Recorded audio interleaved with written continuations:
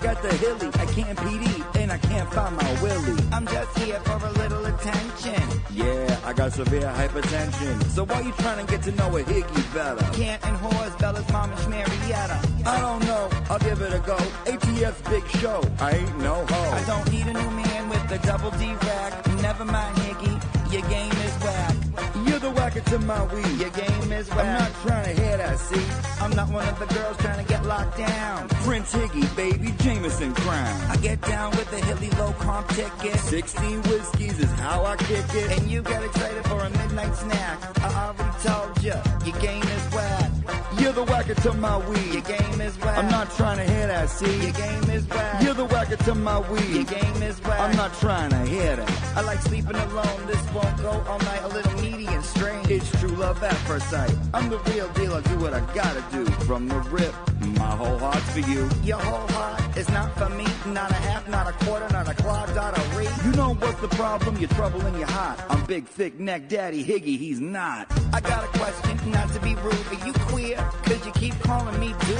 Are you glad that you had walked me out? No self-doubt and you didn't cop out. No last words, I'll just mutter abide. Don't diss the caterpillar and sweat the butterfly. All of them girls must have got you gas. And when they see a good thing, they don't triple bypass. Well, for this town, that's right on track. Cause for me, your game's too whack.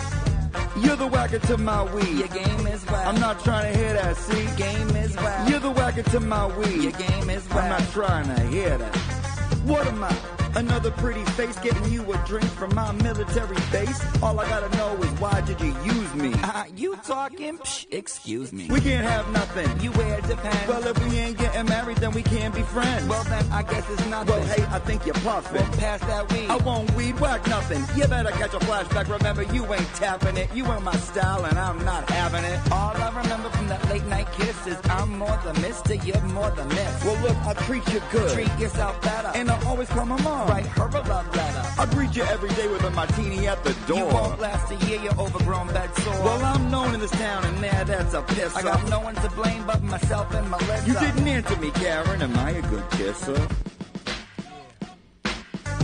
My name's Aidan Kearney, also known as Turtleboy. He is a senior editor for Turtleboy Daily News. I'm a big fan. We've broken hundreds of stories that the mainstream media won't touch. Some blogger in Massachusetts who's getting to the bottom of this better than anybody. Why is it Turtleboy that is covering such important issues? Where is the rest of the media?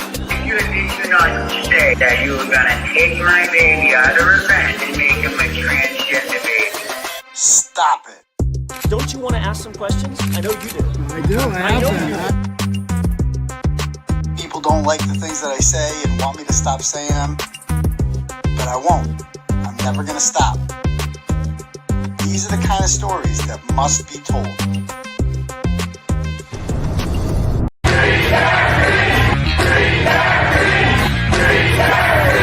And I will not be intimidated. I will not be silenced. And we will continue on our journey for justice for John O'Keefe and for Karen Reed. Tick, tick, boom. Noise. Go, baby, we bringing out toys. Boys, chop up the thing, it should be on the voice. Bang, bang, we gon' ride out. Gang, gang, we don't die out. Want it like this, ain't no timeouts. Tell me who really gon' find out.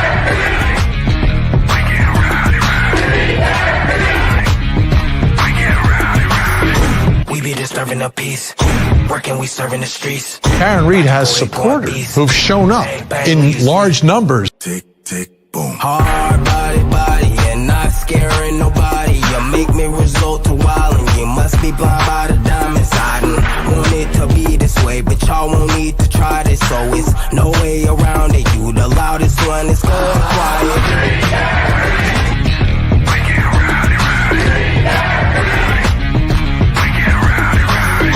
We be disturbing the peace, working, we serving the streets. About to go going beast. Bang, bang, leave you sleep.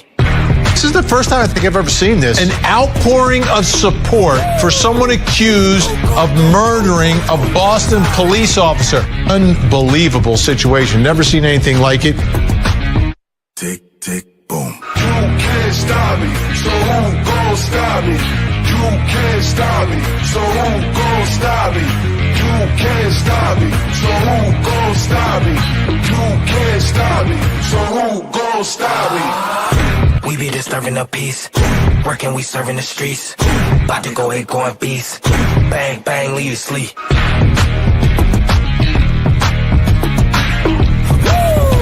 It's go, go, go, go, go, go, go time. Tick, tick, boom. Boom. What's up, people? Whew. How's everyone doing tonight? Good? Good? Excellent. Welcome to the live show, ladies and gentlemen. My name is Aidan Kearney. That's my real name. I don't make shit up. I don't like other people. I don't lie for no reason. I am what I am. You can look me up. I used to be a high school teacher for real. Like, it's documented. You can go and find that shit. I graduated from the University of Massachusetts Amherst in under 17 years. I actually did it in 4.5. It's impressive. Not too shabby. I graduated high school, Worcester South High School. I was a teacher for 10 or 11 years there, and then I've been doing this since then. So, I don't have to lie about that shit. It's kind of cool. But anyway, welcome to the show, ladies and gentlemen. My name's Aidan Kearney. You can call me a variety of nicknames if you want. Uncle, is my mic off? Somebody said turn a mic on. The mic is on, right? The mic's on, yeah. You can call me Uncle Turtleboy. You can call me Mike isn't on? You guys, can you guys not hear me? No one can hear me? How can you hear me if the mic's not on? What? It sounds like an echo. Hold on, I gotta hear this.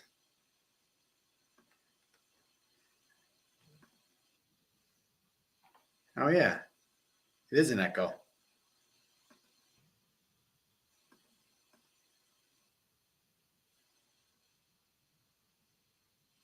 All right, let me see if I can fix this issue.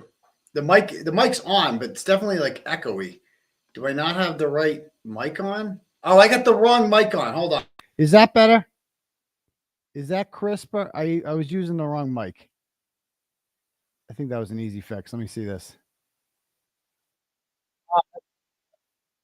Way better. Thanks for the tip, guys. All right, cool. You can call me Dr. Turtleboy, because if Jim Crosby's a doctor and oh boy, or 𝗫𝗿𝗆 is a doctor, then I definitely get to be a doctor. You can call me Daddy if you'd like. I know for some people it might be a little bit strange, right? Call another grown man daddy, but for some people it might be a little bit fun, a little bit interesting. You can call me. I don't care what you call me. It's not mandated. You can call me 𝗵𝗄𝗎𝗄𝗎 Kearney. That's my true crime name. It's also my Facebook name. Follow me on Facebook, by the way. I got a new account. Clarence Woods Emerson's dead. I don't think he's ever coming back.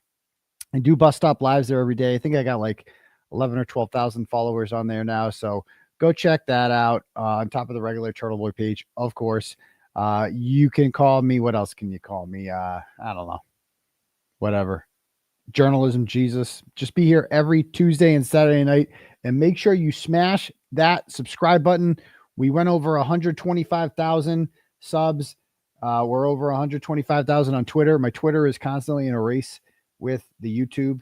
They're both 125.6 and 125.1. YouTube's winning right now. So, make sure that you smash that button and be here. Usually I do it every Tuesday and Saturday night. But, of course, with the trial, I said we're doing it every day. And that's what we're doing. Monday, Tuesday, Wednesday, whatever there's shit going on. Except for Thursday, that's sex cult night. You got to join sex cult to get the extra stream on Thursdays, right? And $15 a month, you get ad free on the website. It's dope. You get the extra stream that nobody gets, and you're supporting a great, great cause. Dude, it has been a busy day. Like obviously, man, Shanon was like wild. Okay, we got to talk about that. We also got to talk about my motion to dismiss was returned today. Mixed results. Some were dismissed, some were not. We could talk about that. We could talk about the fact that Tom CPU got manhandled by Trooper Hardo, who is out of control. And then Erica Walsh got arrested in front of attorney Mark Randazza in the buffer zone in blatant violation of Beverly Cannoni's new fucking ruling. Like, it's just insane. It's insane.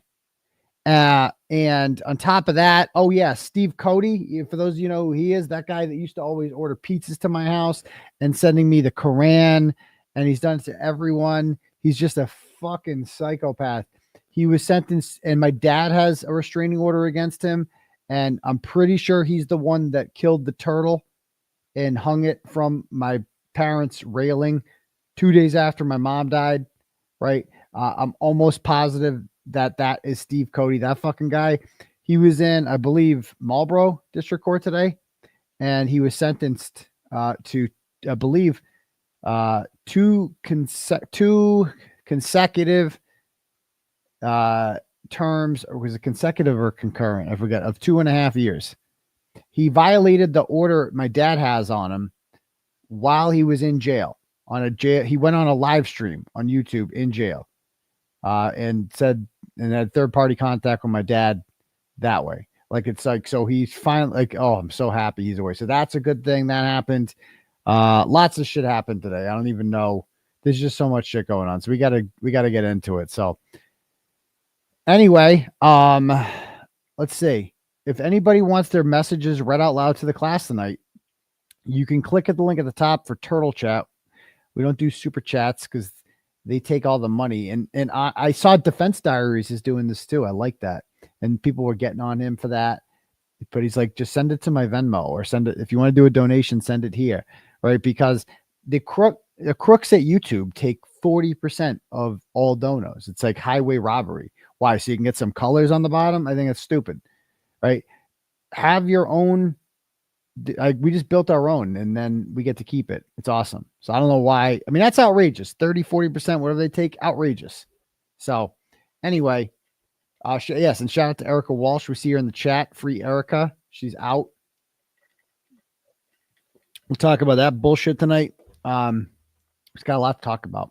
So let me start off with some Turtle Chats. Like I said, you can hit the link at the top for Turtle Chat. Pay whatever you want. Write whatever you want. I'll read it out loud. Just keep it brief. You don't get to control the whole show. Or you can cash at me at $ @UncleTurtleboy, and we can do it that way. Okay, let's start with some Turtle Chats here from May 19th. Okay. All right. Maggie sends $10 and goes, how long does it take to earn a bachelor's degree?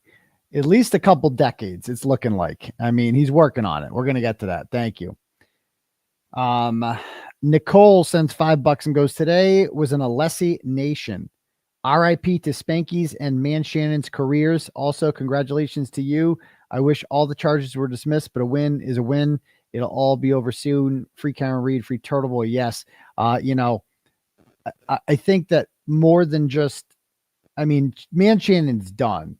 His career is destroyed. Whatever. Not that I give a shit about this guy's career. And honestly, he deserves it. He deserves it. Anybody who signed up to participate in this farce, this lynching of an innocent woman, deserves to burn in eternal hell. Okay. Yeah, he might have seemed swell up there. He might have seemed like a nice guy, naive guy who got no. He signed up for this shit. He signed up for this. He knew what a big case this was. He wanted to make some money. That's all this is about for him. Money. Getting paid probably $400 or $500 an hour to get up there and lie and put an innocent woman in jail for the rest of her life. Good. I hope he's miserable tonight. I hope that, you know, if I were him, honestly, after today, how do you even show up tomorrow? How do you even show up tomorrow? What fucking humiliation. And Hank Brennan knew that this was coming. That's why he didn't ask him about his education and his opening questions. Like the first thing he asks everyone is, where'd you go to school? What'd you do? What's your highest degree? Blah, blah, blah. You know, and it makes you wonder, what about all these other experts? Like who the fuck is Jessica Hyde? Who the fuck is she with her? I'm sorry. And I'm sorry. I apologize for nothing. You want to be taken seriously? Don't dress like the fucking Taliban. You know what I mean? Like, sorry. Looks matter. I'm sorry. Like the way you present yourself matters. When you're a valley basic white girl wearing a fucking you know, dressing like you're goddamn Bin Laden. No, I'm sorry. You don't expect to be treated seriously as a professional. Like, sorry, what you wear to work matters. It does. And that shit's fucking weird. Jewish Orthodox? Give me a break. She wasn't Jewish Orthodox 7 or 8 years ago. You know, I lived in a neighborhood with a lot of Jewish Orthodox women. None of them dressed like that. None of them had that thing on their head. I don't know what the fuck that thing was. Like, how shady are all these people? We haven't even seen 𝗫𝗿𝗀𝗺 yet. We read about Mike Maroli in my recent story I published yesterday about the dog killer, Andrew Klain, disgraced former trooper who read the story I did on him a month ago. He works at Aperture too. What the fuck is Aperture? That's what I want to know. What is this company? And Hosslong till Michael Proctor is employed there. Hosslong until Krusty Panties is employed there. Like, what the fuck is this company? What is this company? Where were they in the first trial? How come you have all these experts who want to tell you that, oh, actually, John O'Keefe was hit by a fucking car, right? Actually, and oh, we just totally missed them. They're in goddamn Bridgewater. They're local. They have a local office in Bridgewater. And they're all just, oh, yeah, and they all know each other. Oh, Jessica Hyde knows Man Shannon. They're all tied. And I think it sounds like Matt McCabe does too. Did you guys see this thing? Again, I haven't had time to verify this much, but this is appears to be from a Twitter user who goes by Samantha Ayers. Oh, good. She follows me. And what's her bio say? She is a lawyer in training and a head of SAS at Northeast Law Firm. She has pronouns in the bio. She's on Blue Sky, so I don't think we voted for the same people. But whatever. And then she says, for a second there, I thought there was something real new to the Shannon Gate. Look at the last paragraph. And so this is Aperture's website. Okay. And when you click on it, look, it says here, the company has expanded over the past 5 years through 9 acquisitions, diversifying its service lines, geographic reach, and customer base while building world-class operations, facilities, and technology intended to enable experts to better serve customers. Today, Aperture serves over 2,500 clients. Robert Joyce, the CEO and president of Aperture, what's his deal? Okay, we're awesome. We're proud to have built Aperture into both an employer of choice and partner of choice in the industry, enabling professionals to better serve our customers and build meaningful careers. Whew. I got in fairness, I got to be honest, they're only half lying. Because of course, hold on. This color is annoying. Okay, is that, hold on. I had the wrong color on. No, not that one. No, I'm still too red there. Hold on. How about that? That's a little better. Yeah. So what was I going to say? Oh yeah. So we're reading this. So this guy, to better serve our, whatever. Oh yeah. The customer thing. Like the customer in this case is whoever's paying Aperture. And that would be who's paying Aperture in this case? Well, that would be the district attorney's office, right? And so they are serving the customer. They're giving the customer what they want. And that's just tell us that Karen Reed did it. And you will get money from us. You too, Celebrate. You will get money for us if you tell us Jen McCabe is innocent. Who cares if Brian Walsh is going through free, which is another development we got to talk about real quick. Boston Globe, Brian Walsh. Holy shit, we got a lot to talk about. Let me pull this up. My old celly. B. Walsh. All right. Brian Walsh, accused of killing and dismembering wife and Cohasset. That's nice. Seeks to have internet searches suppressed. Oh. He's the only person I've ever seen who went into jail and came out better looking. Like he did. Like he looked fucking ridiculous when he went to jail. He looks much sharper now. All right. Brian Walsh allegedly used his son's iPad to search the internet about cleaning up blood, the best way to dispose of body, and how much time must pass before you can inherit an estate. Those searches, according to prosecutors from the Norfolk DA's Michael Morrissey's office, are critical to the case against Walsh, who's charged with killing and dismembering Anna Walsh on January 1st, 2023. But Brian Walsh and his defense attorneys, Larry Tipton and Kelly Porges, are arguing in court Monday that state police investigators used illegal tactics to access Walsh's family's electronic devices, an allegation they will hope convince a judge to bar prosecutors from using the searches at his trial. Okay, so it's for a different reason. It's for a different reason. What they should be doing is saying that, oh no, they don't count anymore. They don't count anymore. You can just say, oh, I didn't make that search. Oh, I made that like after the fact. Or, oh, actually, I used the same window and there's a cache file. You see, it's all about waffles and pancakes, I believe, and some chicken sandwiches and pepperoni pizza, but then you don't want the pepperoni pizza, and then you throw it over there, and it all makes sense. So Jen McCabe's not guilty, and so is Brian Walsh. That's how it goes. Basically, that's what they're willing to do, is be like, you know what? In order to protect Jennifer McCabe, we'll take the chance that Brian Walsh can go free, right? We'll take that chance. Okay, so his lawyers argue the state police investigators failed to adhere to the agreement. The agreement to what? Okay, so they had agreed that they would only look at searches on December 25th, but they failed to adhere to the agreement, improperly discovering alleged internet searches and violating his constitutional rights. Then they used that information to collect more evidence from the home, a car, and other locations that should not be used against him. I mean, this is just wild because this guy has like all this evidence against him, and none of this exists with Karen Reed. And like his case I suppose he could be acquitted, probably not, but maybe. Whereas like Karen Reed has literally nothing on her at all. And it's like they're still trying to like convict her. It's crazy. Anyway, so it doesn't appear that's the case. Okay. All right. So anyway, back to this thing here. Samantha Ayers. So as you guys can see here, it says Matt McCabe, a director at Genstar. Okay. Is this the same Matt McCabe? Genstar.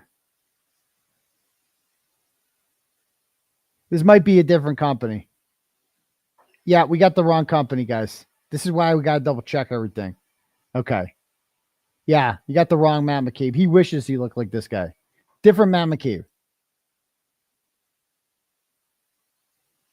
So again, I just was sent this, and this is the beauty of vetting shit. And I don't report fake news, but this is Matt McCabe from Genstar. So Samantha Ayers, you might want to take down that tweet. It's a different Matt McCabe. Okay. All right. So anyway, back to the turtle chats. Asser and Fish sends $10, goes, listen, Turtle, are you familiar with the term mendacity? And to think, 12 hours ago, I was worried about aperture. Yeah. Don't we all feel so much better about that? Not that we were worried about it before, but you had to be kind of curious. You had to be kind of curious that like, what tricks are they trying to pull here? You got like a real company that's going to say Karen Reed hit John O'Keefe for the car? Okay, let's see it. And then you're like, oh, it's all a lie. This guy's just a scammer. Oh, okay. I didn't see that one coming, to be honest with you. Kristen sends $20 and goes, listen, Turtle, congratulations on your victory today. Red suits you. Well, thank you, Kristen. Kim sends $10 and says, Turtle, one, you had me pissing my pants last week talking about Uri being the reason I closed the borders. It's true. Amen, Daddy. Number two, have you done a deep dive into the Maura Murray case? She also graduated from UMass. I mean, I've read about the Maura Murray case, but, you know, I mean, that was over 20 years ago, the Maura Murray thing happened. And no, I have not done a deep dive. Maybe I will. Tristan sends $10 and goes, I work in the private sector, digital forensics and incident response, and I almost had a stroke today. I had to go out and touch grass. Congrats on your win, even if partial today. Well, thank you very much. And Robin G sends $20 and says, congrats on the wins today. I'm not going to break down the whole motion to dismiss yet, but I will tell you, here's the breakdown of how it went today with my charges. So as you guys know, I am being charged with 8 felony count, or original, there's been more since, 8 felony counts of witness intimidation against various McAlberts and Proctors. Okay, so those are felonies. I was indicted for those. They carry 10-year prison sentences each. Okay, so that's 8 charges. Then I had 5 counts of picketing, which I didn't know was a crime in the United States of America, picketing. But it's a misdemeanor. It's not a felony. And so I don't even know why it's in Superior Court, but whatever.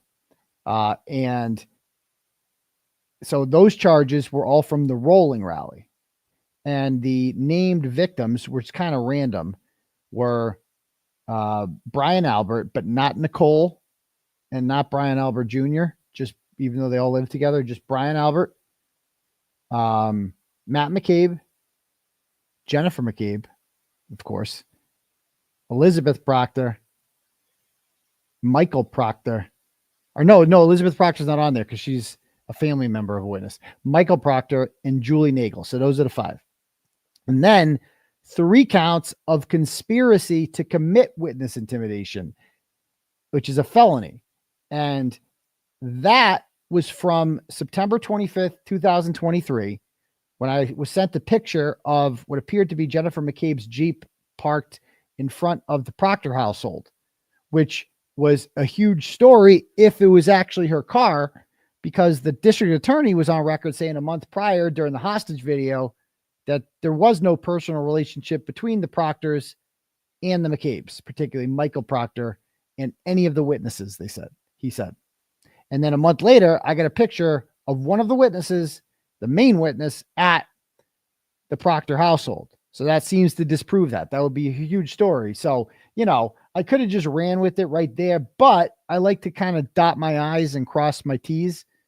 So I wanted to make sure that that was her car, and the car had a license plate. And in the past, I've asked people, I make Facebook posts and I say, does anyone want to run a license plate for me? And let me know. I'm just trying to run a license plate. And over the years, I've done this all the time to shame and identify people who illegally park in handicap spots. That was a series of mine over the years. It's just, you know, exposing douchebags who do that. I hate them. You know, fuck them. I really hate handicap parkers, the illegal ones. So I did it again because I've done it a million times. Except as it turns out, you can do it all you want. You just can't do it if you're trying to expose the McAlberts for lying. Because I made a post, said, can anyone run this license plate for me? And I had a bunch of volunteers, and one of them was named Janelle Webb. And she messaged me and said, I'm a dispatcher. I can run the plate for you. I said, okay, here it is. She typed it into her machine, and she said, it's registered to Matt McCabe. So boom, I verify it. That is the McCabe car. Got him. And I wrote a story about it, how they're parked there and they claim not to know them, but yet there they are. I mean, that's a great story of exposing lies and corruption and all this stuff. And what did I get for that? Pulitzer? No. I got a felony charge, 3 of them actually. They charged me and Janelle with conspiracy to commit witness intimidation, because it's witness intimidation if you expose people for lying.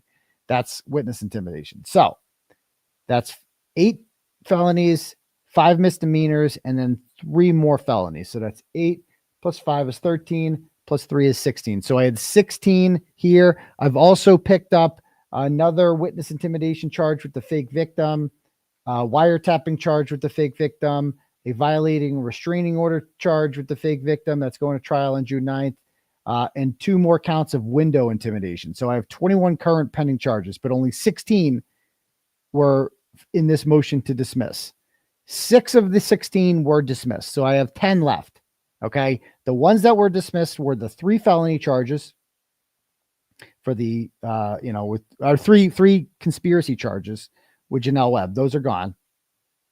The 2 felony witness intimidation charges against 𝗵𝗂𝗺 for the megaphone incident where I called him 𝗵𝗂𝗺 and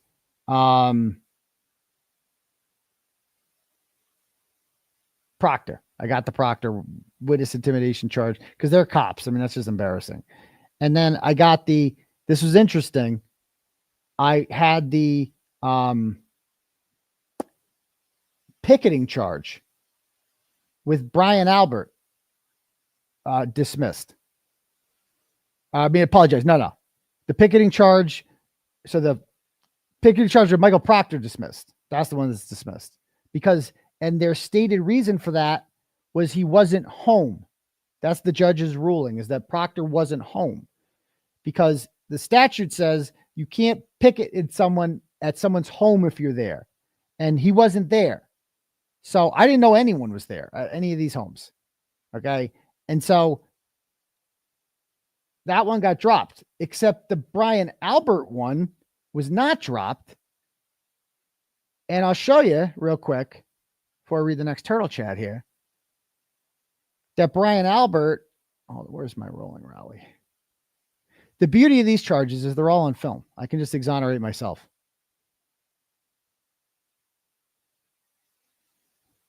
Okay.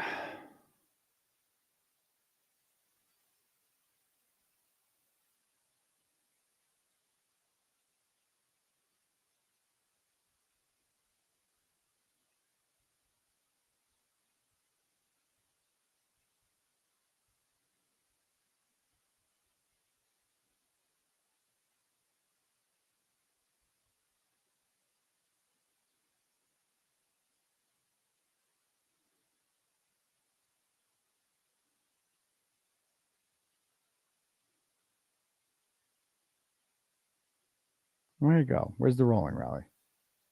There it is.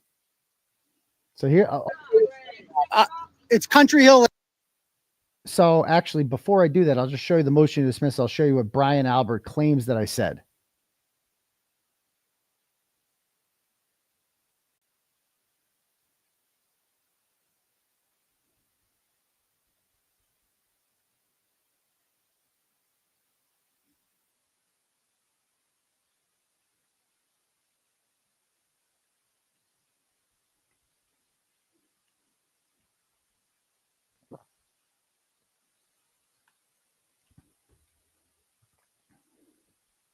All right.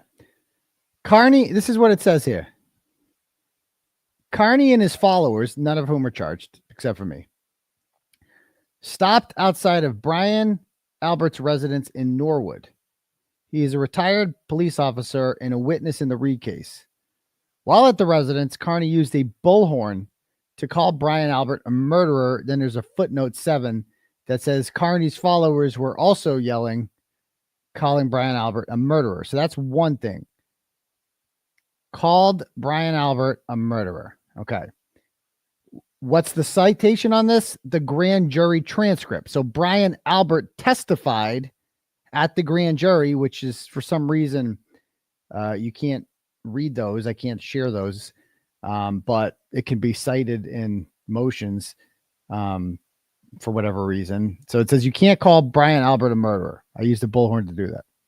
At some point, Kearney or his followers noticed that Brian Albert had a camera and began to tell Brian that he better tell the truth and that he's a liar. And again, this is also from the grand jury transcript. Brian Albert testified on that date that he believed that Kearney and his followers were attempting to intimidate him and his family. So this is what this guy testified to. Now let's go see the tape and see if Brian Albert's telling the truth to the grand jury. Let's see what actually happened. Again, they live somewhere over here. I don't see any of the cars. I know what all the cars look like. One is a Cadillac, one is a Ford. Okay, I'm here, so that's fine. So we're still going to protest and talk for a minute right outside of the front. So I said, I look at this. This is where they park usually. It's Cadillac. Why don't we? So we are peacefully protesting outside of the home of Brian Albert. We don't know if he's home right now. We don't know. We don't know if he's home. His Cadillac. He's not home. Follow me around back. We're gonna go around back real quick. Oh, look at this car. Isn't that cool? So, and neither did John O'Keefe. So, back here. I do kind of feel bad for the neighbors, but sorry, murderers moved in. So, it's unfortunate. You didn't sign up for this, but neither did Karen Reed, and neither did John O'Keefe. So, what do we got over here? Okay. Yeah, so they're hiding. I guess this is where they fled to. Okay. So I guess I did call him a murderer there, right? Okay. But you're allowed to call people murderers, especially when they murder people. That's my opinion. I say it's a fact. He was involved in a murder. He was inside the house. I mean, he's free to sue me if it's not true, but they haven't done that. So, again, they live somewhere over here. I don't see any of the cars. I know what all the cars look like. One is a Cadillac. One is a Ford. So, look at that. We got a Justice for John O'Keefe car. Hello, everyone. How you guys doing? Thank you for coming. I appreciate it. So, all right. So, I'm giving everyone kind of a chance to park. It's going to be tricky around here with all the people. We're going through urban environments with a lot of folks. So, people who lived in Canton, comes from a very well-connected family. On the day of January 28th, 2022, Brian Albert went to New York City with his friend Brian Higgins, ironically, to go to a funeral for a New York police officer. They're doing some drinking. They came back that night, and then they went out. They went to a bar called the Waterfall Bar, where they met up with another Boston police officer, named John O'Keefe. John O'Keefe was dropped off at their house afterwards after being invited there by a woman named Karen Reed, his girlfriend. She told him, text me when you get inside, but he never did. She waited about 10 minutes, figured things were fine, and left. But things were not fine. While she was literally waiting outside their house on Fairview Road, he was beaten to death. He was being beaten to death inside, or nearly to death, beaten unconscious. And then instead of calling 911, they plotted immediately within minutes to throw him out like he was trash. Around our estimates, around 3:30 to 4 o'clock, they decided to move his body outside. What's happening? Probably later. Already Probably putting later. his cell phone outside at around 12:30. They threw his body right on top of it so that he would die from exposure. See, even me, even my whole, it's changed. Now we know the phone wasn't out there from 12:30 because the battery temperature. Thanks to 𝗫𝗃𝗄 for introducing that one. And he did. He finally was pronounced dead slightly before 8 a.m. and the cover-up began. They got away with it for quite some time. He lived in Canton like nothing had happened. Hey! But things began to get not so comfortable for Brian Albert in October when he was officially listed in court documents as a likely suspect in an affidavit written by, I believe it was Alan Jackson, Karen's new attorney. After that, he decided it was time to get the hell out of Canton. They did their floor for the second time in 4 years. They got rid of their floor, probably because it was covered in John's DNA and blood. And then they got rid of their family dog. We still don't know where Chloe is today, if she's dead, if she's alive. All we know is that she bit John's arm, quite obviously, and John is now deceased. So after that, he decided I need to leave Canton. Unfortunately for him, his $950,000 house didn't sell as fast as he wanted to, so he took a $50,000 discount off. Remember, I'm still waiting to hear the part where I say, quote, Brian Albert better tell the truth. I'm waiting for that. And he ended up moving to this place you can see right behind me, in close to the center of Norwood. I don't know why anyone would want to downgrade like that with their family too. Brian Albert Jr. lives here. It's believed that Caitlin Albert lives here, so they thought they could hide. They thought they could come to Norwood and hide, but we found them. So just understand that they can't be here today. So this is Brian Albert's involvement. So the next place we're going to go to now, we're going to be going to Wentworth Road in Canton, the home of Michael Proctor, conflicted state trooper Michael Proctor, and we're going to be protesting peacefully outside of his house. Just look at the crew. Just look at the crew. Like, most people here are over the age of like 55. Okay. And they really want us to believe that this is happening in broad daylight, and this is intimidating. Brian Albert's not home. So that one should be dropped according to the logic that Doolin has in his ruling. He might not have known that. We'll see what we can do about that. But again, I must have missed the part where I tell Brian Albert that he better tell the truth. Did anyone hear me say that? Did anyone hear me say that Brian Albert better tell the truth? Because I must have missed that part. Because that's the part where you're getting someone to change their testimony, as they allege. I didn't hear that, which means that Brian Albert lied to the grand jury. He lied to the grand jury in order to have me indicted. Because that's the kind of person, I mean, but he's totally honest. He was a Marine, don't you know? He was a Boston cop, but he lies to grand juries like it's nothing. He lies all the time. And it's like, what a coward who couldn't even come outside when John O'Keefe was dying on his front lawn. You know, you don't think that guy's a cold-blooded murderer? You're out of your mind. Anyway, back to the turtle chats here. Some more of these. Oh no, read that one. Okay. Let's see.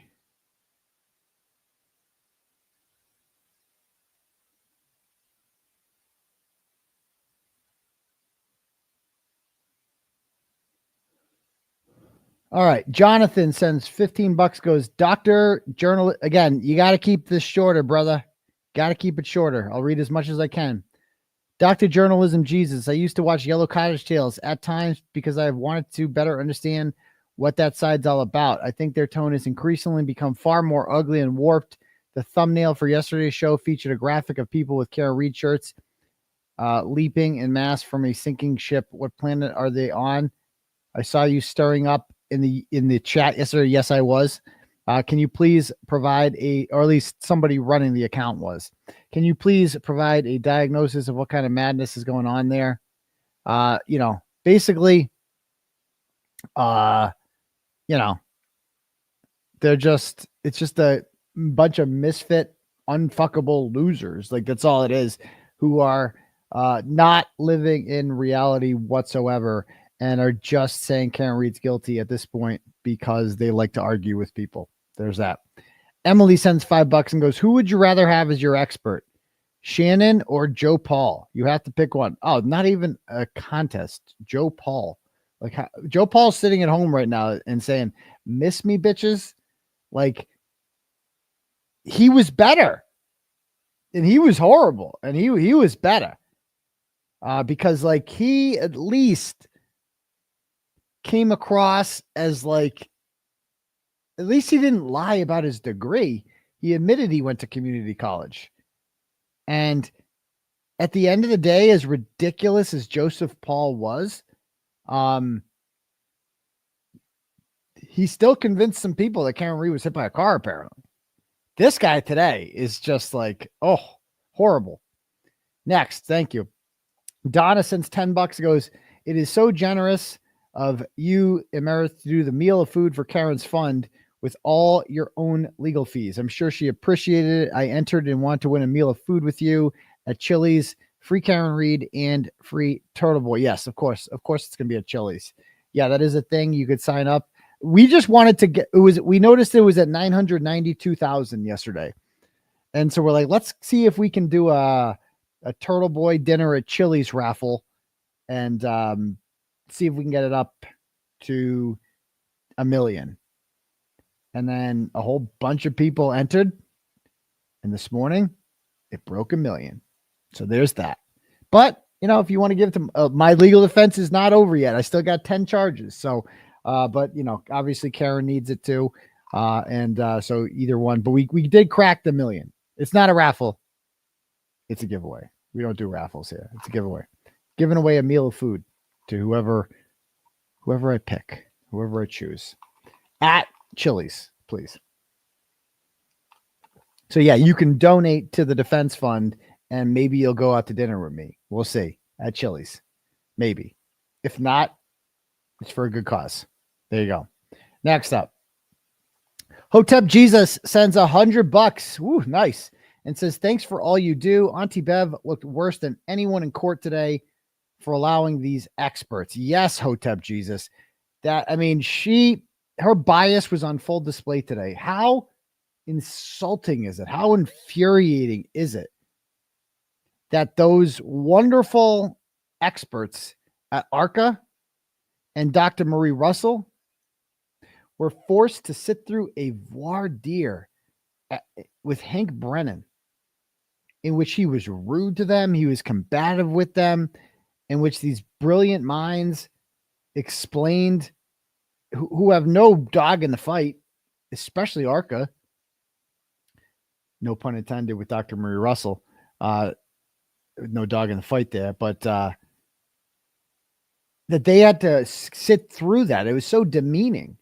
And this guy today, this absolute clown show, was just allowed up there without anyone verifying what the fuck this guy is all about. You can just be a witness in a murder trial, an expert witness at that, not just like a regular witness, an expert witness. So that's fucking crazy. Thank you. Carrie sends $5 and goes, Turtleboy, I'm poor, but I'm so with you and Karen Reed. My brother-in-law will be going to jail for strangulation with a dangerous weapon against me. That's horrible. I'm worried and thought since it's mass DA in Worcester, the justice system is majorly failing. I want his name out there. Scott Allen Barrows. Wait a minute.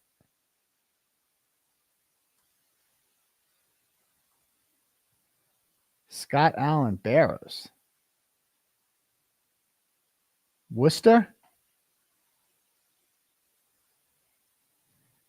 I've heard that name before. I don't see, nothing comes up. Nothing comes up. There's a Scott Barrows that owns a paving company. I don't think that's him though, but anyway, so thank you for that. Known coke and fentanyl user.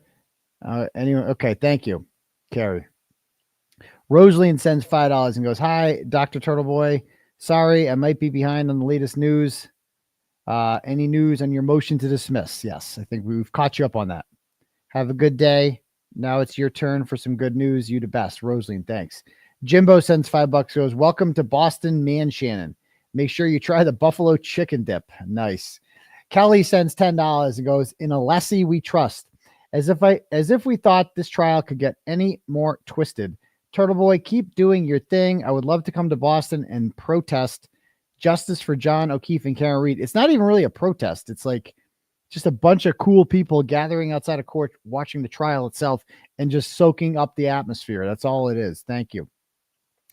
New Theory, who dis, sends $10 and goes, man, Shannon did not disappoint. Looking forward to another day of the Elessinator tomorrow. We call him Bobby Scissorhands or Fighting Bob. But I like Elessinator. That I'll allow that. Congrats on some of the charges being dismissed. More to follow. Thank you. Nancy sends $10, goes, the only solution is to defund the Massachusetts State Police. They are a gang with guns. We need shirts. I don't think that's going to be happening anytime soon, Nancy. But thank you for the $10. Patricia sends $5. It goes, any dirt on Welcher besides his terrible hiring practices? I mean, he does. He's not hiring these people, is he? He just works there too. So thank you for that. Let me read some cash apps.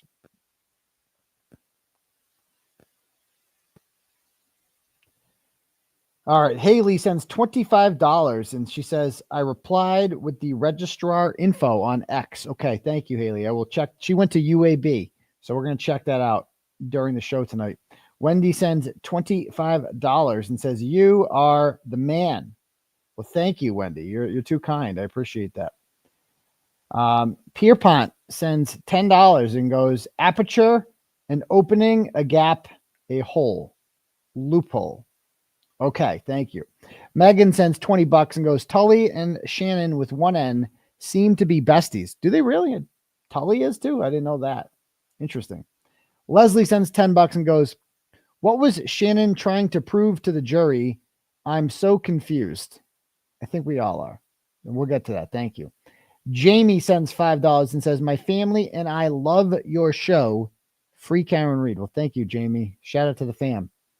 Elaine sends $100. Woo, thanks. And says, surely Hank knew this was coming. You know, I saw a Reddit post about this the other day, Saturday, and I mentioned it briefly on my show. And I know that Karen Reed's defense team would probably prefer if we didn't share information like this so that they could surprise the Commonwealth with it, because Hank Brennan monitors everything we say. he's watching this show right now. And he, or he has other people doing that for him. He's just a loser. And so, yeah, like if we put information out there, that just gives him a chance to make up a lie about it. But today he couldn't come up with a lie. There was nothing he could do. It was a fucking disaster. Like he just, his plan was to just not address it. So thank you, Elaine. Barry earlier today sent $129. Thanks, Bear, and says, "Stay strong, Aidan, and God bless you." I appreciate that, Bear. Okay. If anyone else wants their messages read out loud to the class, click the link at the top for Turtle Chat, write whatever you want, and pay whatever you want, and I will read the message out loud to the class. Or you can cash at me at $UncleTurtleboy, and we can do it that way. Awesome to see.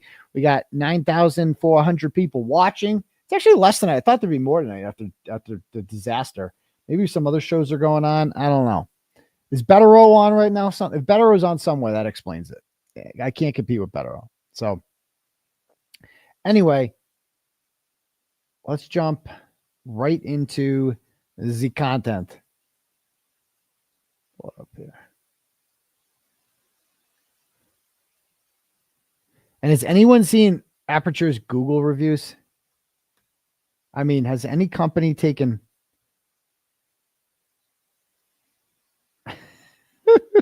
Oh, are they erasing Google reviews? Go see their expert, Shanon Burgess, and how this company has been dirty. Oof. Shining a light on the truth, LOL. This company hires complete frauds like Shanon Burgess who pretend to be experts to put innocent women in jail for life. Wow. Strong opinions going on there. Okay. All right. Oh, he did. He doesn't have to. It's a free country, Are other people streaming tonight? I assume all the other programs. I can't compete with them all. So, but whatever. Nice to have you guys aboard here. Thanks for choosing the Turtle, for riding with us tonight. Okay. Let me pull up the testimony from today. Runkle's live right now. Duty Ron's live right now. Of course, we had Court TV live earlier. Potentially Criminals live right now. Yeah, everyone's live. Okay. Let's see.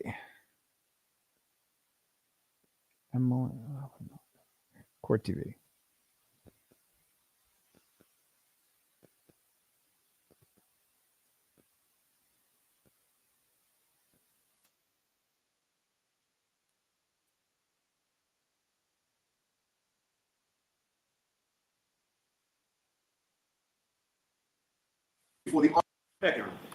Morning, sir. Morning. Could you please introduce yourself to the jury, spelling your last name? Yep, my name is Nick Bradford, BRADF. So my thoughts on this, let me just review my notes on Nicholas Bradford real quick.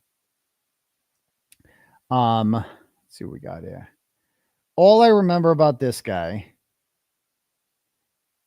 my notes on this guy were, let's just review him. I can just go on my Twitter anytime I want. Just review my thoughts. That's why I like being on Twitter. Okay.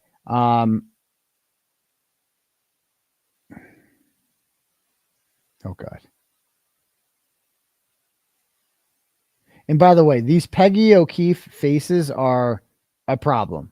If they also had access to that stuff, then yeah. Look at her. For instance, access to that stuff, meaning if his maternal nephew lived in the home with him, where the SUV was stored, it's just as reasonable that the hair came from him. Look at her. Correct? Sustain. Like, why is she allowed to do that? Why is she allowed to do that? The jury can see that. Does not. The jury is allowed to see that. Like, that's fucking insane. So anyway, yeah, my thoughts on this. Let's see.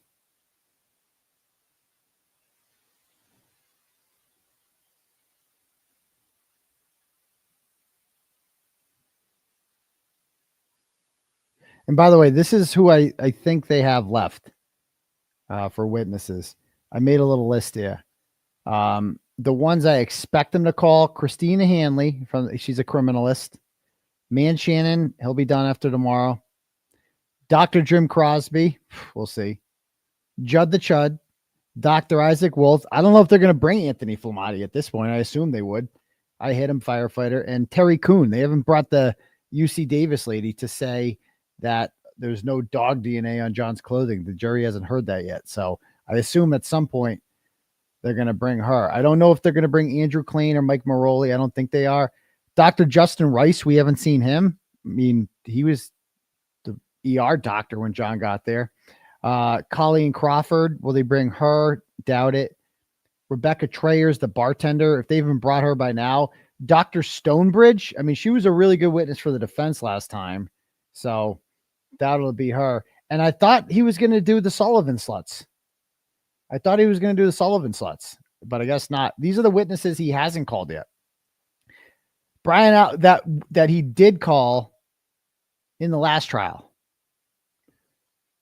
Brian Albert Jr., Chris Albert, Julie Albert, Caitlin Albert, Tristan Morris, Nicole Albert, Colin Albert, Nicholas Barros, Ali McCabe, Matt McCabe, Julie Nagel, Ricky D'Antano, Katie Camerano, Louis Juttrich, Michael Trotta, John's nephew, Brian Higgins, Paul O'Keefe, Aaron O'Keefe, Kurt Roberts, Matt Kelly, firefighter Francis Walsh, firefighter Greg Woodbury, Sean Good, Michael Lank, Steve Mullaney, Steven Seraf, Joseph Paul, Michael Proctor, and Brian Tully.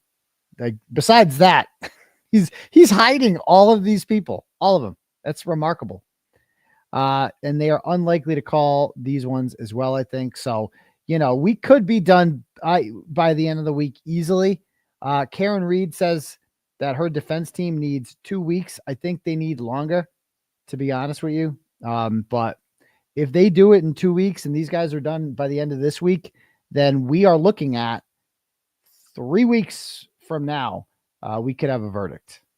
3 weeks. That was a lot sooner than I thought. Hey, like that. A lot of people like that. Marriott Sullivan slut. That's all I can think of. She is a slut. Anyway, let's get back to this. Oh no, we were just we were looking at this for a reason.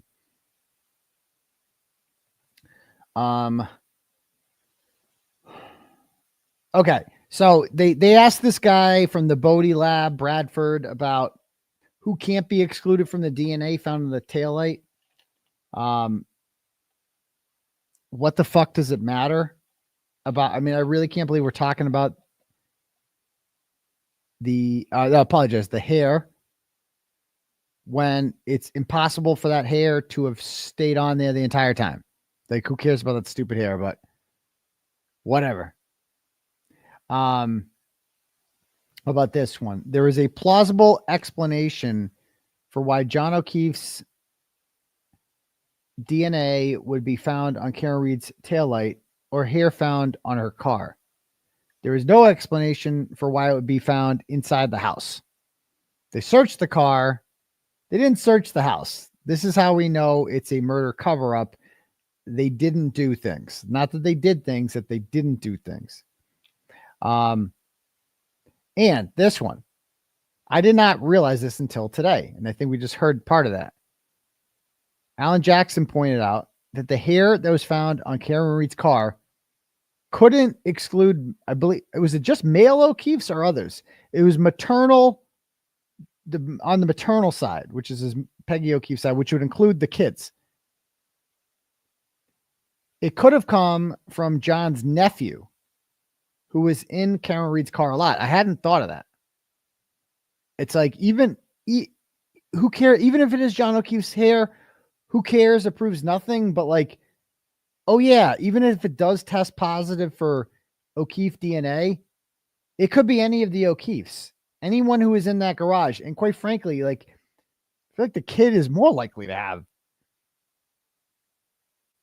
have a piece of hair found. You know, I don't know. I don't know how, whatever. Who cares? What else do we have here?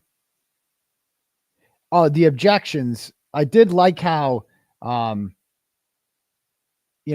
Jackson just doesn't give a shit anymore about, he knows when things are going to be objected to and sustained, and he just keeps asking anyway.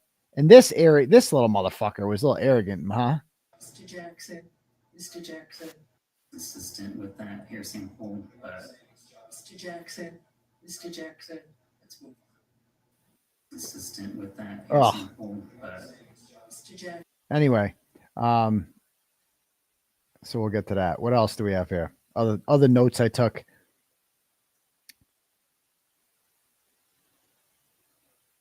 How about this? Just the fact that this tweet exists. Is his Twitter gone yet? We'll see. Let me see. Burgers and Bites. Let me click on that. No, it's still up. It's still up.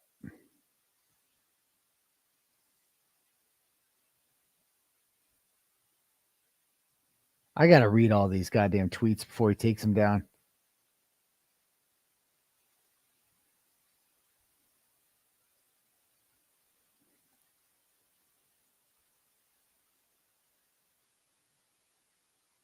What the fuck is this guy?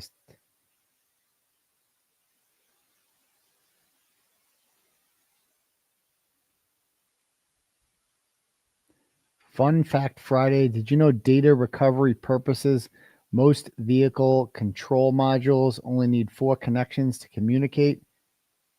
Okay. Nerd.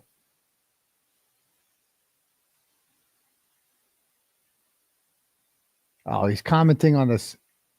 Jeez. What do you notice about this woman? I can't quite put my finger on it. There's something off about her. Look at man Shannon shooting his shot, saying, "Cat, I need a full sleeve tattoo designed by you. This is great artwork." Oh, yeah, the artwork's real great, isn't it? Yeah. Oh, he's got kids. That's too sad. This is awesome. Can I pay you to come do my daughter's? She's trying hard. And I don't want to bring kids into it. Forensic Friday. What does this one say?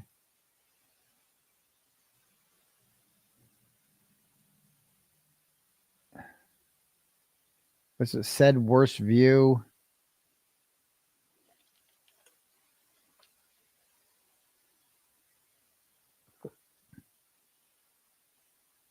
It's sad to see his kids. Because, I mean, his life was fucking destroyed today. But again, he signed up for this shit. Why did he do this? Why did he make us do this? Why did he make 𝗵𝗄𝗃𝗃 do this to him?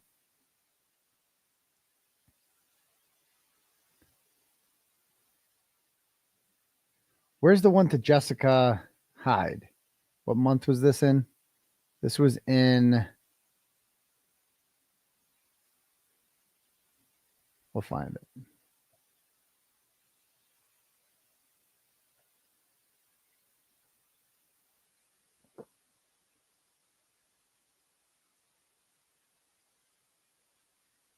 I'm interested in sharing what?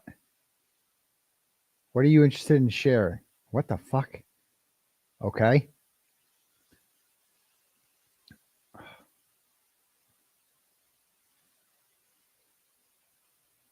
He locked himself into storage. Anyway, I can't find the Jessica Hyde tweet he had, but okay. This one says, "Hey all, I know DFIR examiner who is seeking a new opportunity, 7+ years of experience in finding truth in data. Please DM if you know of a possible fit. This is an awesome candidate." And Shanon Burgess is like, "Oh, I could use the work." Oh my God, stop it. I could use the work. So he knows Jessica Hyde. Coincidentally, he gets hired. Right. Okay. All right. So anyway, then man Shannon comes on. So now we can watch. We didn't get that much from the Bodie. I mean, who cares about those guys? It's boring. Let's get to this dude, man Shannon. All right. You shall get to the court. Sir. Good morning. Could you please introduce yourself to the jurors? Spell your last name for the court reporter. Yeah, absolutely. So my name is Shanon Burgess. Last name Burgess. Mr. Burgess, what do you do for a profession? Sure. So I'm a digital forensics examiner. Sure. So I investigate digital devices to see what evidence they may record or hold. Do you specialize in any type of forensic analysis? Sure. So digital forensics is kind of a broad field, but I do specialize in vehicle forensics and cell phone forensics. How long have you been a digital forensic analyst for? Sure. So I've been a digital forensic analyst for approximately 10 years. How is he a digital forensic analyst for 10 years if he's still finishing up his bachelor's degree.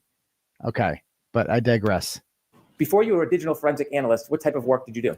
Sure. So before I was a digital forensics analyst, I was working in the automotive manufacturing field, specifically related to automotive presses and industrial robotics. I want to talk to you about some of your experience in digital forensic. Did you receive any certifications in digital forensics? I did. I've received several certifications, one being what's called 𝗵𝗄𝗃, Advanced Smartphone Forensics. Notice how he is avoiding asking about his education, just avoiding it altogether. Another from 𝗃𝗏𝗏, a company named 𝗃𝗏𝗏, in Certified Mobile Examiner, and then certifications from Magnet Forensics as well.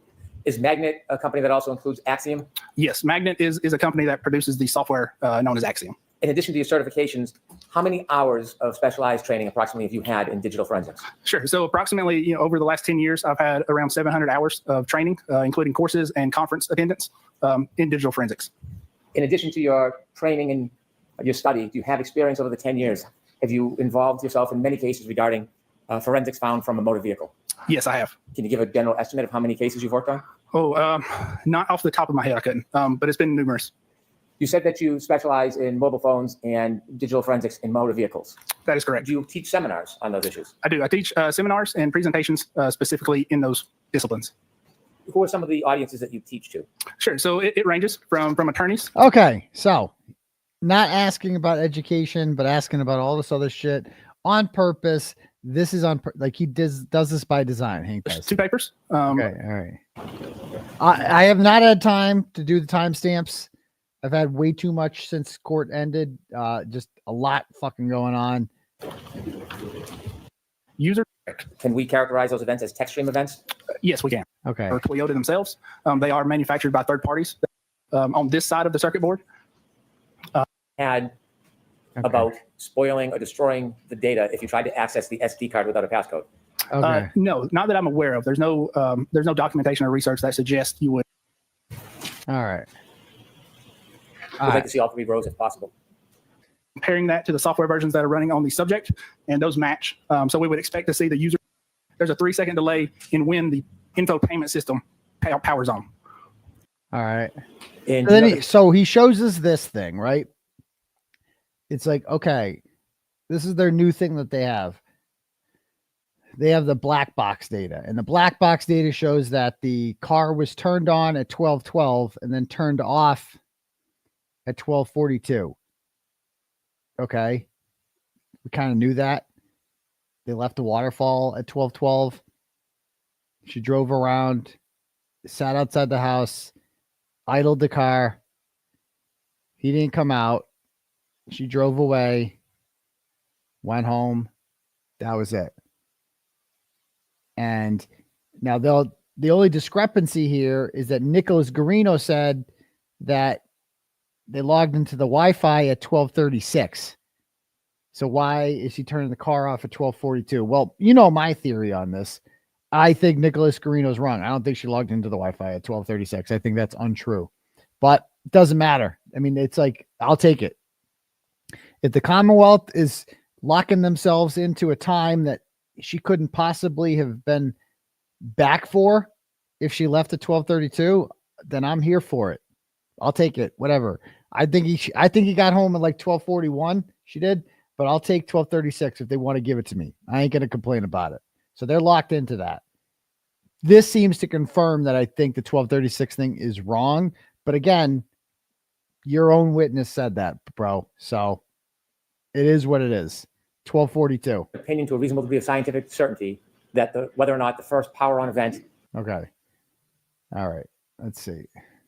We can take that scrambled data, can be able to read it and interpret it, as well as what's called error correction code. So NAND devices are not, they're not great at keeping voltages accurate like they should, and that's just based on how the architecture and how the NAND components are manufactured. So what the manufacturers have done is they've put in place error correction code to correct any bit errors within that data. So what we've done is we've identified the error correction code and the XOR scrambling using software known as Resolute. Information independent of other outside information? Yes, I am. All right. So that further validates that those timestamps are accurate. And all right. So then he's got this. All right. Neither video captures moment when vehicle power is on or off. So She turns the car on again at 5:07, goes out looking for John, backs into his car. Okay. And then turns the car off at 5:46 when she gets back to the house, because she went out looking and then she went to Jen McCabe's house, and then Jen McCabe convinced her. She must have never turned the car off. Okay. All right, cool. I don't know what this proves. They're consistent with timestamps we're seeing from other devices. Can there be a variance with other devices? And just look at this. Look what this fucking guy did. Can we just talk about his stupid chart? What the fuck is the point of this timeline at the bottom? Like, what does this? Of all the things that you could include in your timeline, like you're going to have a whole timeline here where you just fill in part of the timeline. Like, what the fuck is the point of this graph? There can be a variance. If there's a variance, could that still corroborate or support the original timestamp from the Lexus? The purpose of including the video is just to depict that the video does not actually capture the power on or power off event. But again, it is around the same time frame that the power on and power off event occurred. Ms. Gilman, are you able to play the video to the left? And just the hair too. Like, look at the hair. What is this? Like, he's got a little soul patch grown in the front of his head. There's a moat. There is a moat growing between the back of his hair here and then the front of his hair here. And it's not an island yet. I think it's a peninsula or an isthmus. But what you got to go. Derek White needs to have a talk with this guy. Like, eventually you can't hang on to scraps like this. It's just not, it's hard to take you seriously. And then the soul patch, like, what are we doing with the soul patch?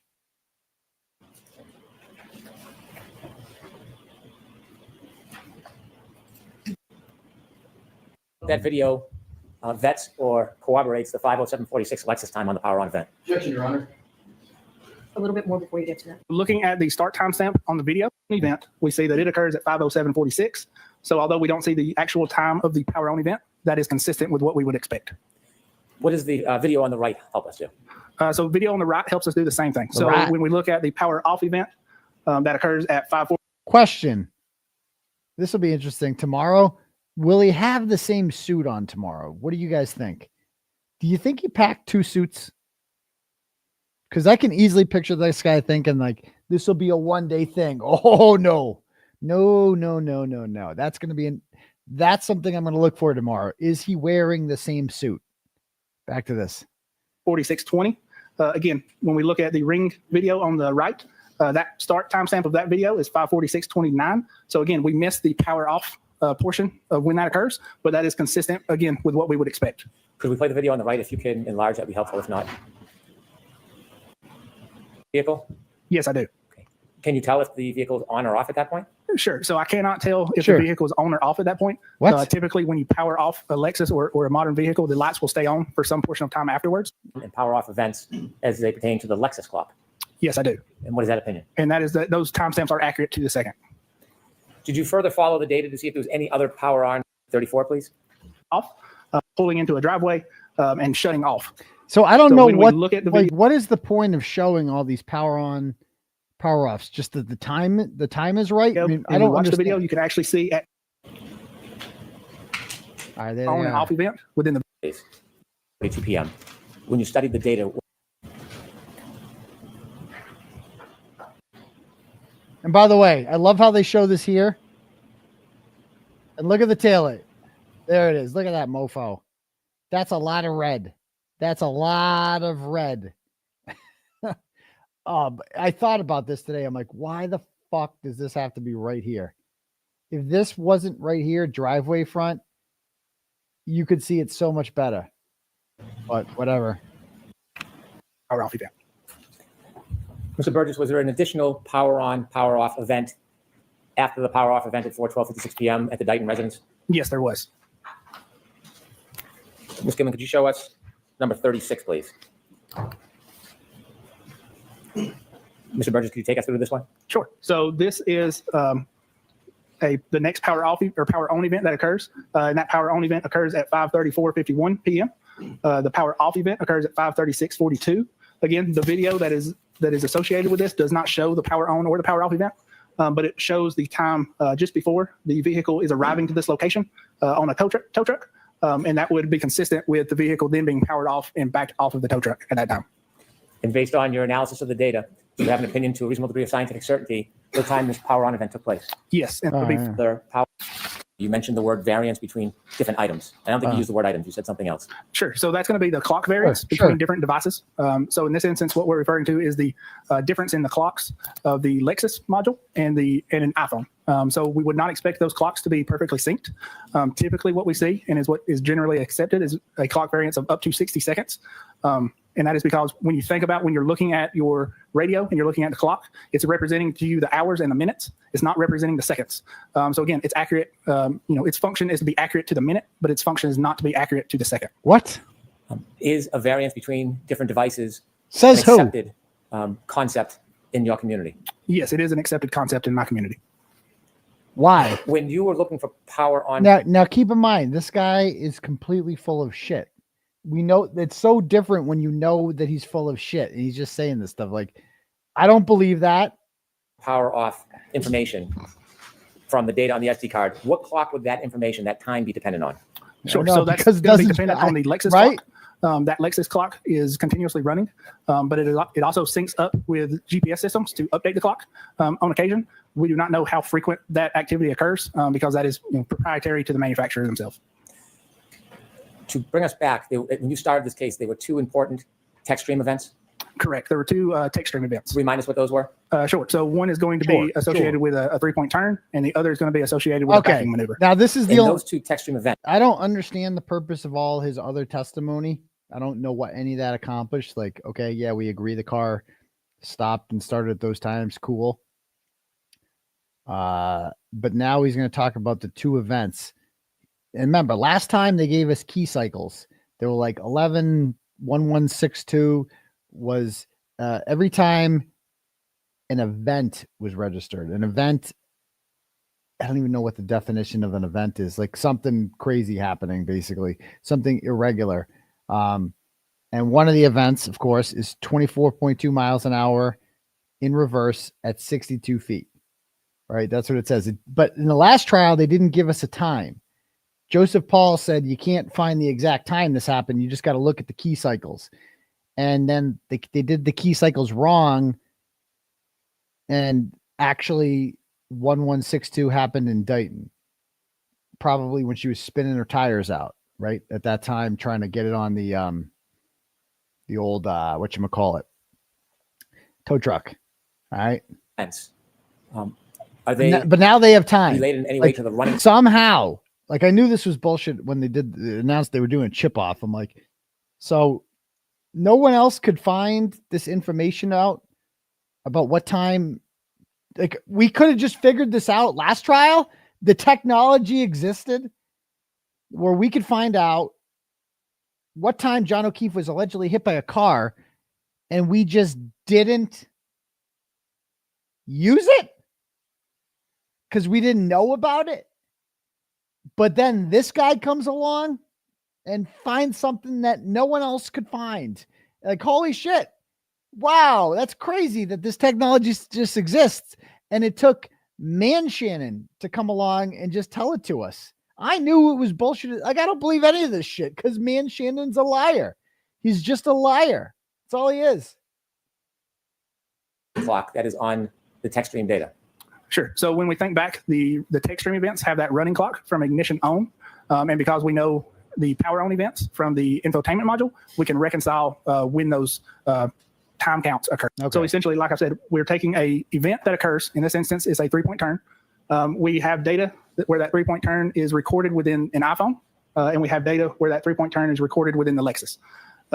Those events have clocks associated with them. So in order to reconcile the difference in those clocks, we are comparing the clock times for the event from each device and moving or adjusting the clock for one compared to the other.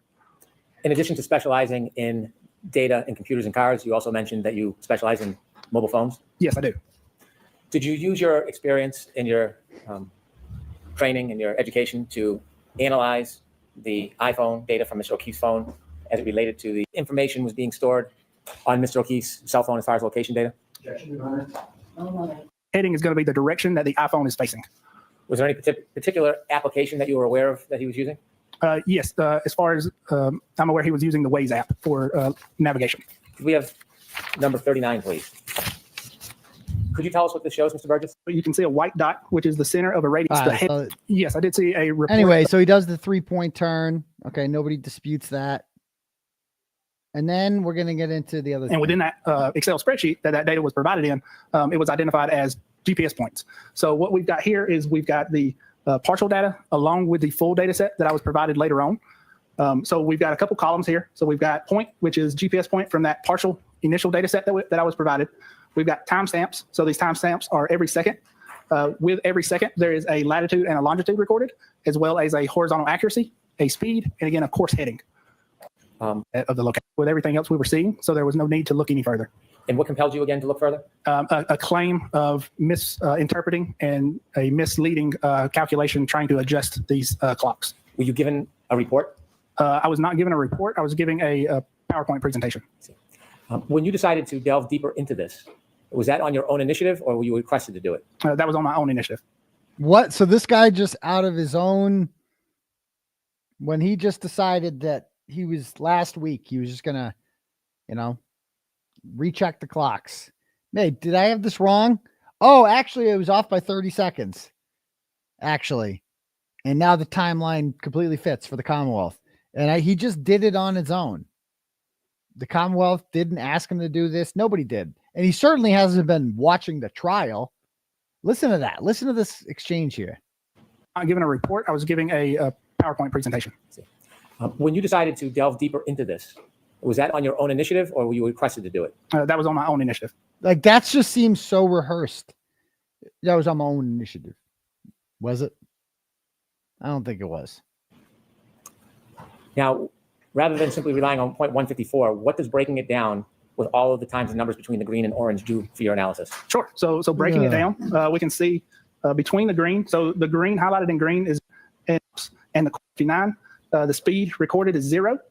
The course heading is. Why aren't they showing it? Why aren't they showing it? Vehicle between 12:23:59 and 12:24:07 made a 3-point turn maneuver. Okay. So breaking it down. This does give you more of a benefit breaking it down. The zeros and the speed, what does that indicate to you as far as the data relative to the degree of scientific certainty? What is that variance? Objection, Your Honor. Sustained.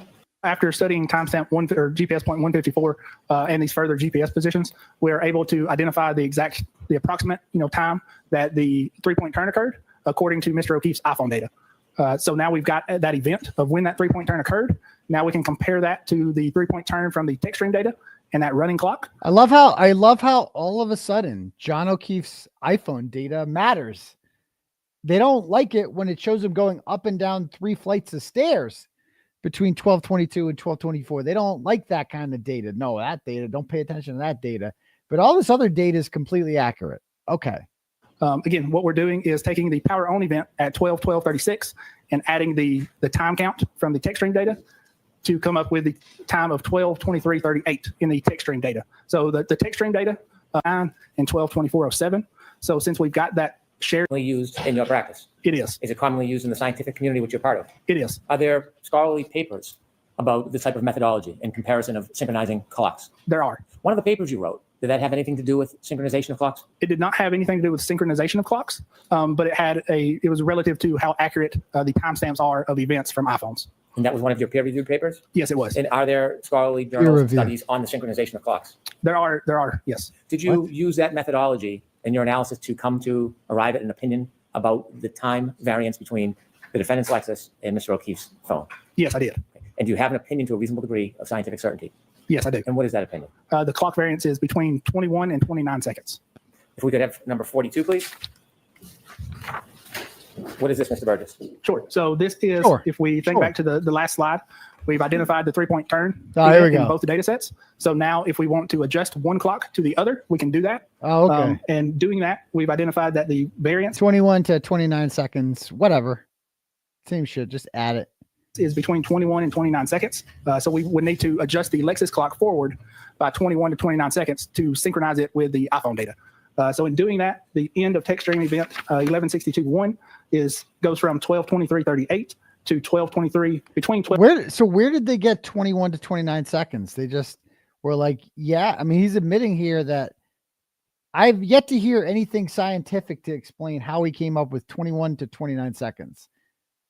Except that it fits with our theory of the case, and it aligns the two. That's about it. His phone stops moving at 12:32 and 16 seconds or whatever. So we need to make that fit. So we're just going to, well, how many seconds is it? 29. So we'll just call it 29. It just did. Yeah, that's his version of it just did. I've yet to hear the actual explanation or evidence behind this. 12:23:59 and 12:24:07. These two clocks, one on the left being the Lexus clock that reads 12:23:38 a.m., and the other clock on Mr. O'Keefe's iPhone has a difference to an event that's happening at the same time or a different time. Yes. So these two clocks are, we are synchronizing these clocks to an event that is happening at the same time.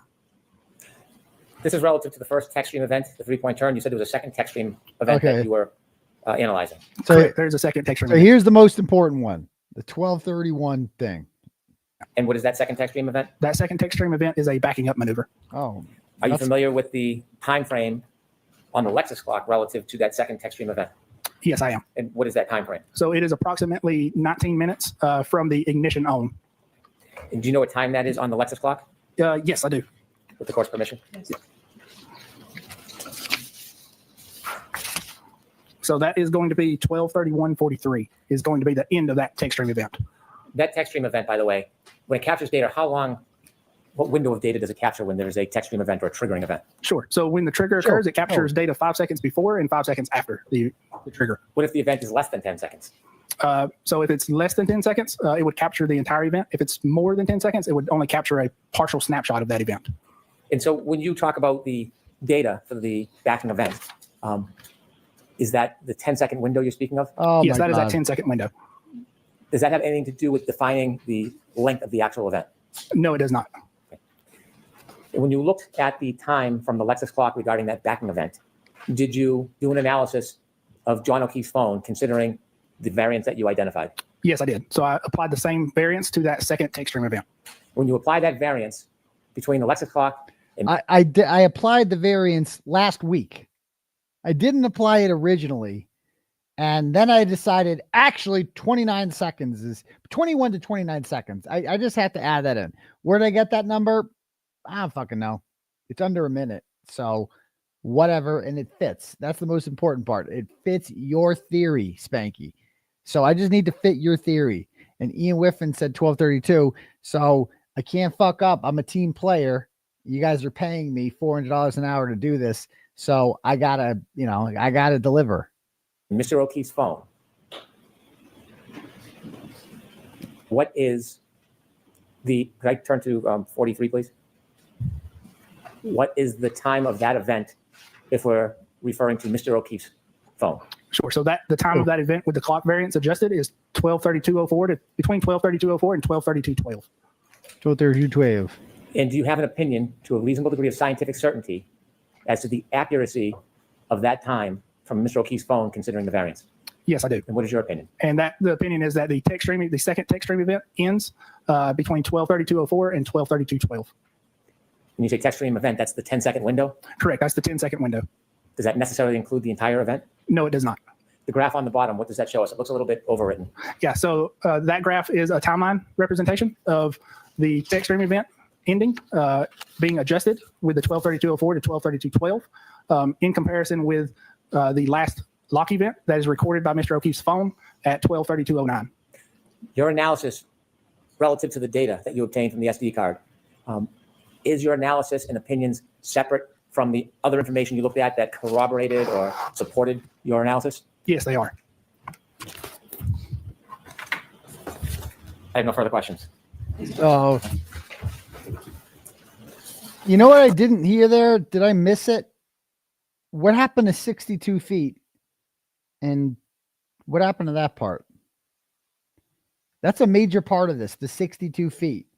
I don't doubt that you can go 24 miles an hour in reverse in your car. It feels fucking crazy. It feels like you're going to die because I tried it. I hit 19 because I ran out of room. So what happened? The 62 feet was the most unbelievable part of that, not the 24 miles an hour. which was pretty unbelievable itself. But that you can't reach 24 miles an hour in 62 feet. I've seen people say you could reach 24 miles an hour in reverse. I don't doubt it. You can't do it in 62 feet. It's not enough room. I tried it. Go do it. Do it. Let's see you do it. So this was like their big moment. Was like, oh, we're not, Trooper Paul's not here anymore. Now we have like this fucking genius over here who's like a real serious guy. He says that she went in reverse at 12:31. He doesn't say how fast she was going. Did I miss that? Did I miss her say like the speed?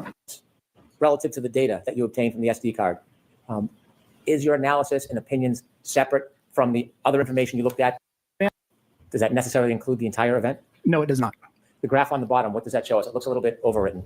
Yeah, so that graph is a timeline representation of the tech stream event ending, being adjusted with the 12:32:04 to 12:32:12 in comparison with... When you say tech stream event, that's the 10-second window? Correct, that's the 10-second window. Is that opinion is that the second tech stream event ends between 12:32:04 and 12:32. So again, he doesn't say 24 miles an hour. He doesn't say 62 feet. None of this shit that they had. Dude, Joe Paul was better. At least Joe Paul had key cycles that were a little confusing. Oh my God. We're calling these Aperture's new name is Walmarca. That's what they are. They're Walmart Arca. Walmarca. Joke. Okay. So then we go to halftime. We get lunch break. Okay. And all these fucking idiots are like, oh man, this is amazing. Look what we got here. Let's see what Julie Grant had to say.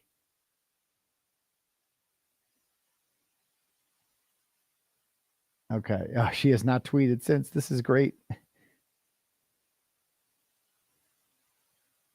Look at this. So this is her response to this. She goes, this is huge. 100 emoji. Hank Brennan linked the backing maneuver at 12:32 by the defendant's SUV with John O'Keefe's cell phone stopping at 12:32:09 to be part of the same event. This also corroborates the defendant saying, I hit him. How the fuck does that corroborate her saying I hit him? What? And so she's like, oh, wow, bombshell. And everyone, look at the reply. She just gets destroyed. I can't believe this woman's on TV. Weird how he kept walking after the end of that backing maneuver. Bro, he's not even an expert or a college graduate. Not sure I trust Hillbilly Jim and his 20-year struggle to get a general studies degree. So like this is the last thing that she posted. And look at the kind of shit. She doesn't respond to any of this stuff, but she responds to good afternoon. Sounds like a guilty verdict for Karen. And another thing, Julie Grant, watch here every morning. One hell of a job you're doing. Enjoy your day. And then she goes, thanks so much. So she responds to that. But not much else. All right. And then, of course, there's Baghdad Bob, John DePietro, who is just a cartoon character at this point. And by the way, she never tweeted after this about that. The rest of the day, silence when it came to the camera. It's like it never happened. Okay. And let's see what we have here. So, his tweets are the best.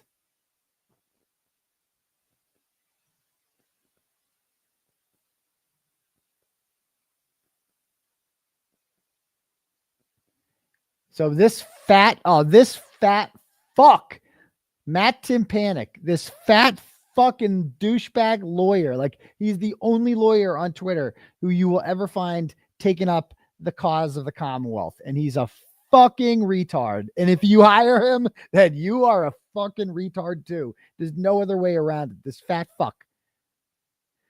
He goes, for the record, trying to argue the hair belonged to the nephew would be an imaginary doubt, if not laughable. Why would that be laughable? You know what's laughable? The idea that a hair can remain on a vehicle for 70 miles in a blizzard. That's actually laughable. So what else did the Petra say? Great strategic decision by Hank Brennan to schedule this powerful witness for Monday morning when the jury is fresh.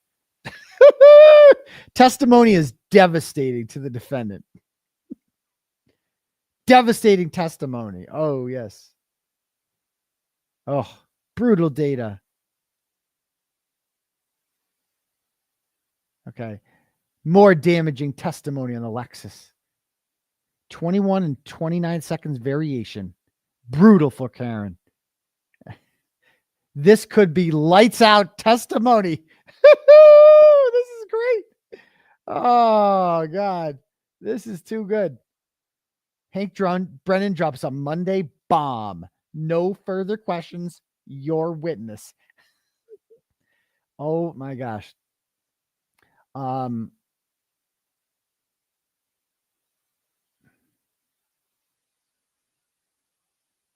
fuck is that? Okay.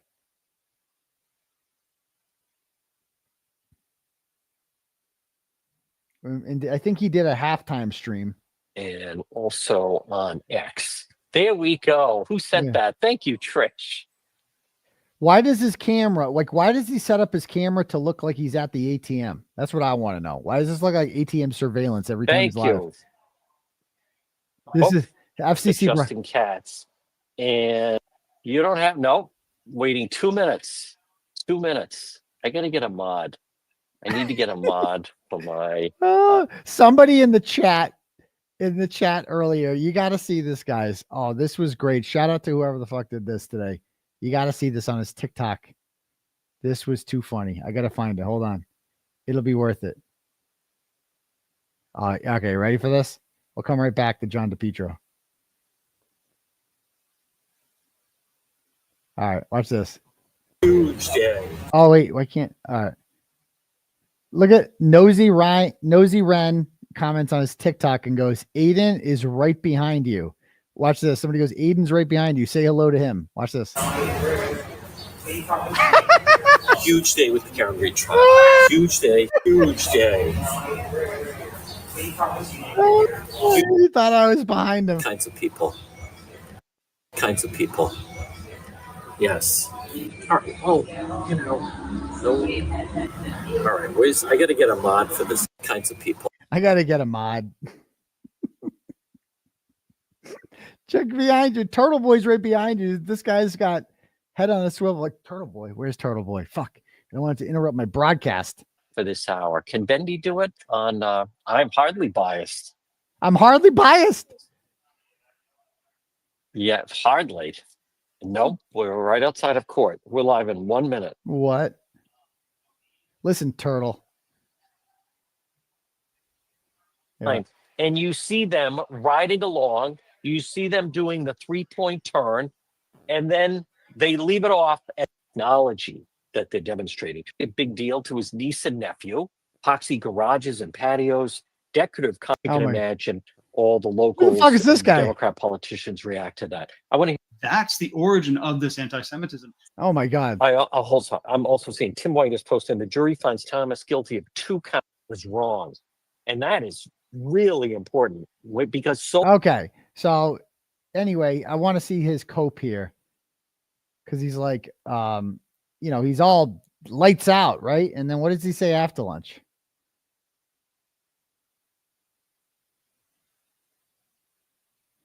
Just realized the jury has no idea who Trooper Paul is. They can find out. Everyone in the courtroom is wondering if their LinkedIn is up to date in case they are called to testify. So this is his takeaway, is that LinkedIn, like his bio wasn't up to date. And I'm like, this coming from a guy who lied about the ratings on his own show. I mean, this is an actual headline. John DePietro blames wife for radio ratings scandal. He's a cartoon character. Like, he's funny. If he wasn't such a liar. Oh. And then he's got really nothing else to say. He's got nothing else to say.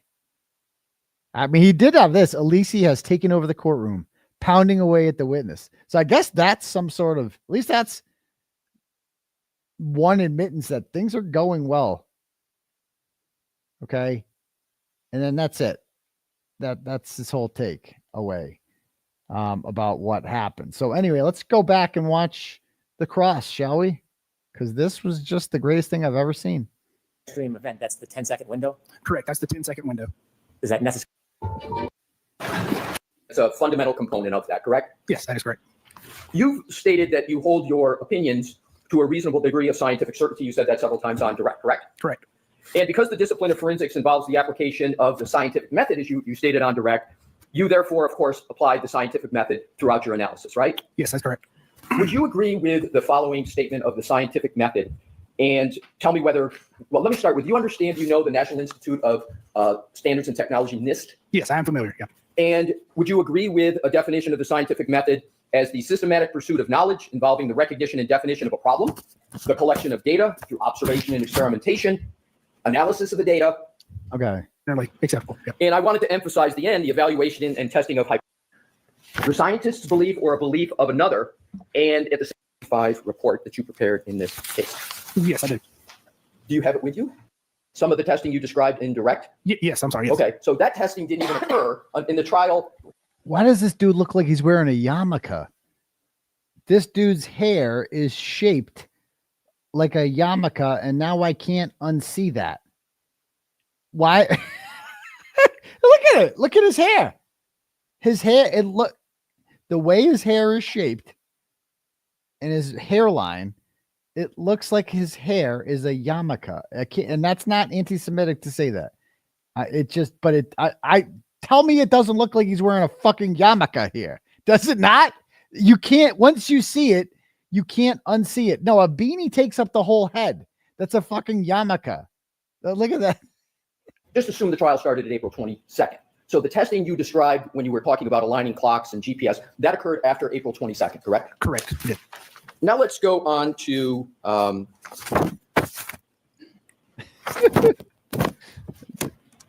another topic.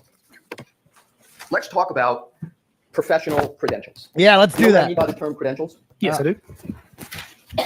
Professional credentials are important in any profession, correct? Correct. And they're important in your forensic examiner profession as well. Correct. Your forensic scientists and examiners are no different than any other professional that credentials are important.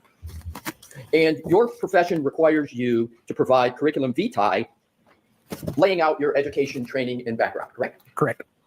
And it's imperative, is it not, that the information that is disseminated about your professional credentials are absolutely truthful, right? Yes, they should be. Yes, they should. You say they should be. Let's continue on with that topic. Okay. Oh, yeah. You understand what's meant by the term ethics, right? Generally? Yes. Yes. Oh, yes. And civil ethics mandate that one is truthful about their professional credentials, correct? Correct. And a fundamental credential is what type of college degree you hold, correct? Correct. No, he's nervous. People rely on those credentials, and the credentials are the foundation of your expert opinions and analyses, correct? They can be, yes. They can be, and they often are, correct? Yes, they can be, depending on context. But more often than not, they're important. Yes, again, depending on context. You know that not only your colleagues, but your clients, firm clients, courts, and juries will rely on your CV and your credentials in order to make determinations about whether you're qualified to testify and your depth of your qualifications, correct? Correct. You provided the Commonwealth, the defense, and the court with your CV in this case, correct? Correct.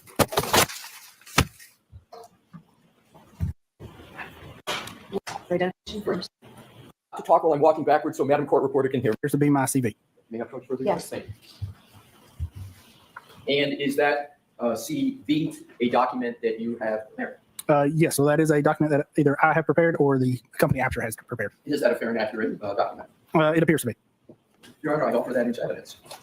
Any objection, Mr. Vernon? No, thank you. Either I prepared or Aperture prepared. Burgess, you have in front of you your CV that we just spoke about, and I'd ask you please to draw your attention I can't stop looking at to his the hair. education. I can't stop looking at his fucking hair. What the fuck, dude?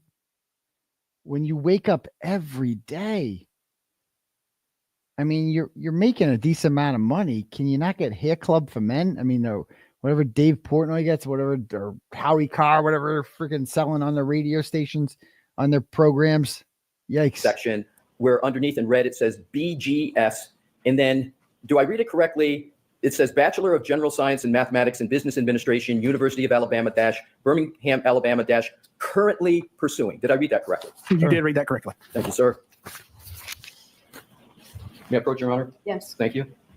So his CVV, or CV rather, curriculum vitae, it's a fancy word, Latin word for resume, says that he's currently pursuing his bachelor's degree at the University of Alabama, Birmingham, UAB, not Roll Tide. That's Tuscaloosa. That's the real Alabama. This is Conference USA, Alabama, UAB. They get an automatic bid in the tournament if they win. So there's that. Like this mark is the next for identification only at this point. Oh, excuse me. I think they play like Florida Gulf Coast, and I don't even know who else is in Conference USA. Sure. So it is a CV as well. I would offer it into evidence at this time, Your Honor. Mr. Brennan, any objection? No, thank you. Exhibit 184. Yes, it appears to be. Thank you. And that question is simple. Is that your April 2025 CV? Let me see. So this is last month, his CV. Last month. Yes, it appears to be. Thank you. And when you've had a fair opportunity to look at it, when you can just pick your head up, sir, to let me know you're ready. I don't want to rush you, but then I have some questions. Absolutely. Thank you. So in those two exhibits, your two... One thing I did appreciate about this guy was there was no bullshit with him. There was no like attempting to word salad his way out of everything. When he was caught, he just fucking owned up to it.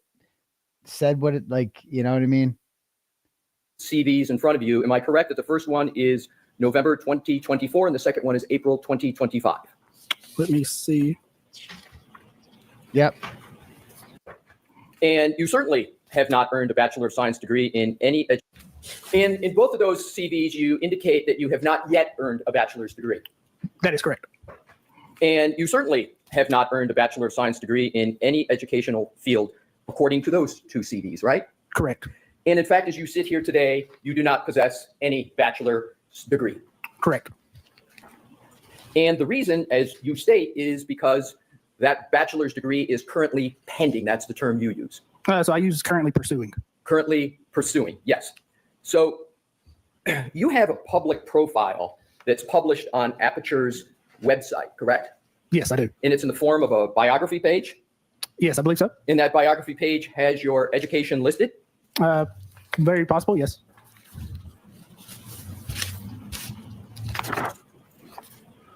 May I approach your own? Yes. Thank you.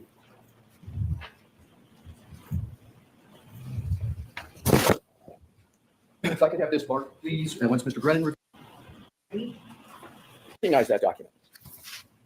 Yes, I do. And indeed, that is the bio page that's published on Aperture's website, correct? That is what it appears to be, yes. Now, I would like you, sir, to turn to page 2 of that document. Okay. And I'd like to turn your focus to the bottom of education heading. It states, am I correct, sir, BS, Mathematics, and Business Administration. Is that correct? It does state that, yes. And there is no qualification that's currently pending. It states BS in Mathematics and Business Administration, correct? That's what it states there, yes. And you do not have a Bachelor of Science in Mathematics and Business Administration, do you? No, I do not. No, I do not. He's just caught. Just fucking caught. Look at him. Look at him. Caught. Busted. And if you click on the hyperlink for your CV on that same website, do you know where that hyperlink takes you? No, I do not.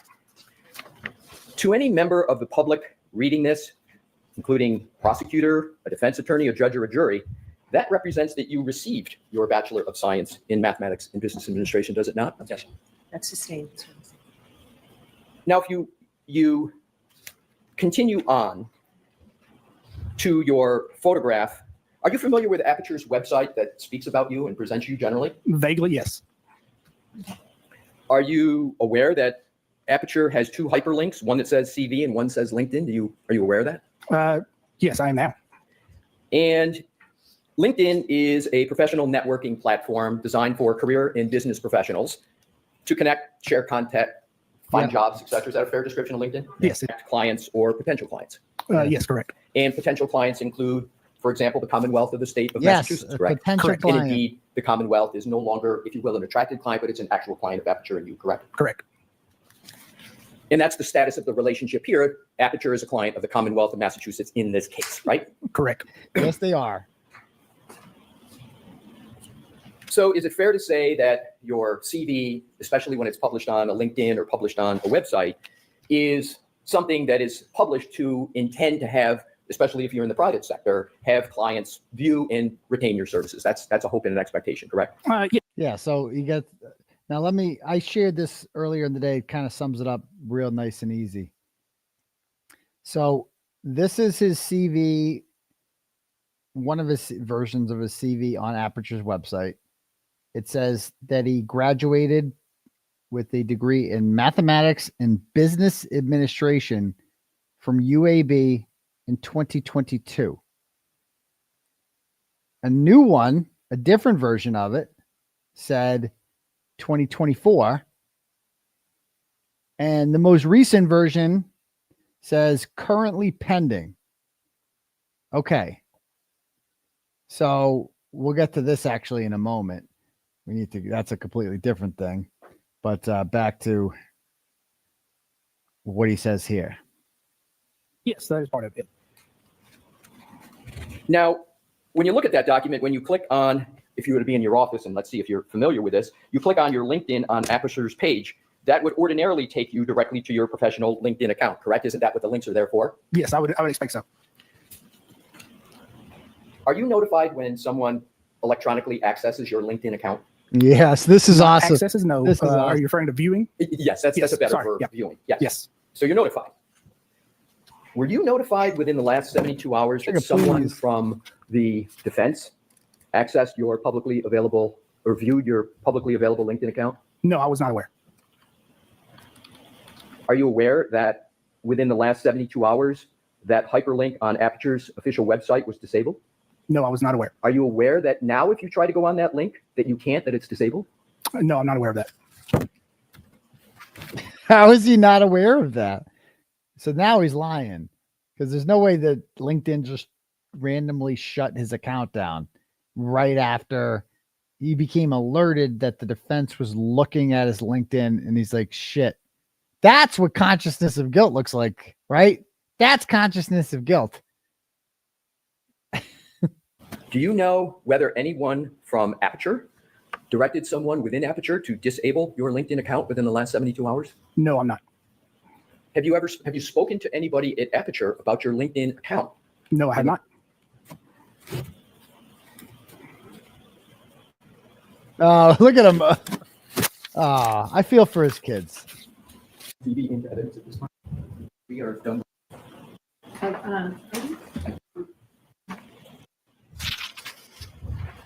Do you recognize that document, sir? Yes, it appears to be a screenshot of my LinkedIn account. Your Honor, I offer that into evidence. All right, then we take a break and then sidebar, then we come back. Who do we got in the audience tonight? Who do we have there? So that's Jen McCabe's stupid older lesbian sister. There's Paul O'Keefe, Carl Dougal. That's Jen McCabe's daughter. One of the daughters. I think that's Emily McCabe. Why are they there? Why are they there? For Shanon Burgess. That's Yes. We're just take a moment. This is you recognize this as a fair and accurate depiction of your personal LinkedIn page with the exception of what you just mentioned, correct? Correct. Did you draft that document that's represented as Exhibit WW? I have drafted that over time, yes. And when was the last time you viewed that document on your LinkedIn page? I don't typically view the profile page, so it would have been, I could not tell you how long it's been.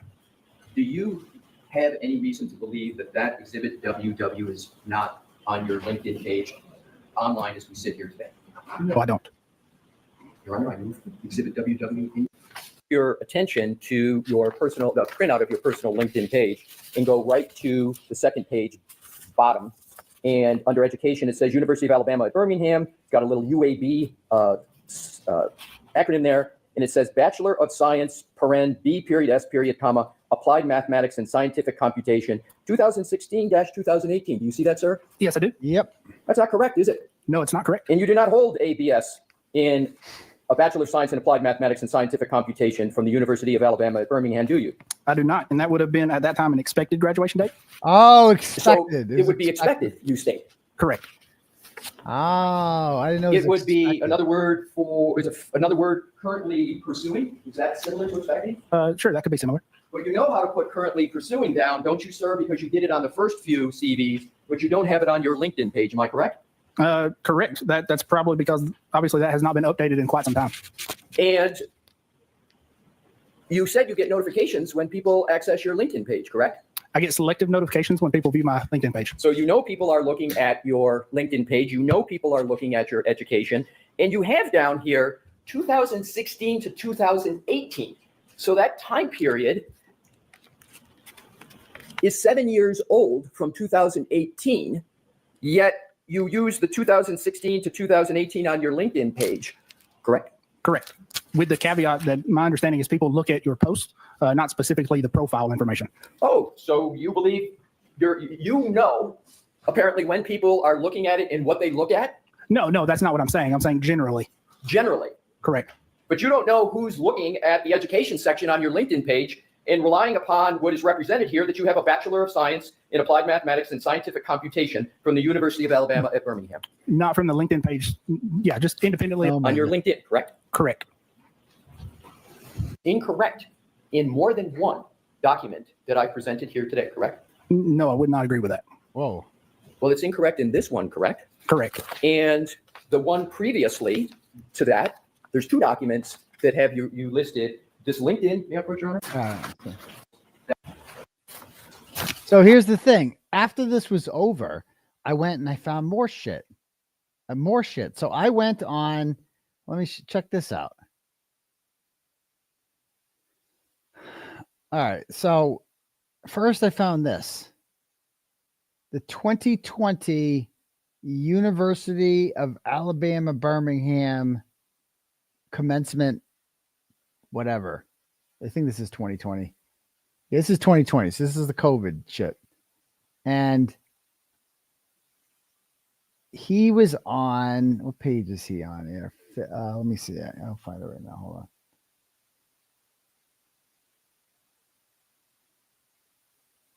And by the way, in the meantime, just enjoy this. Look what else I found of him. Check this out. He went full Tristan Morris on me. Here's me and Shannon. Ready?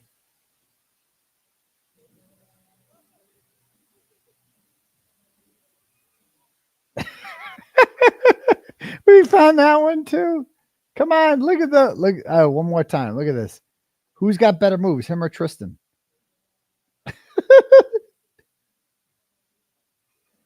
That's the expert. That's the guy who says Karen Reed hit John O'Keefe with his car at 12:31. Okay, so this is on page 35. 35. All right, let me pull up the UAB graduation. Let's see, page 35.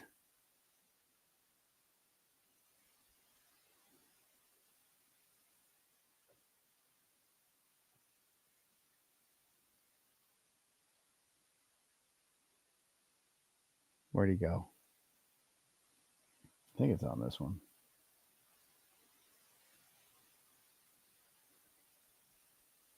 Oh, it's 38. 35. Okay. There he is.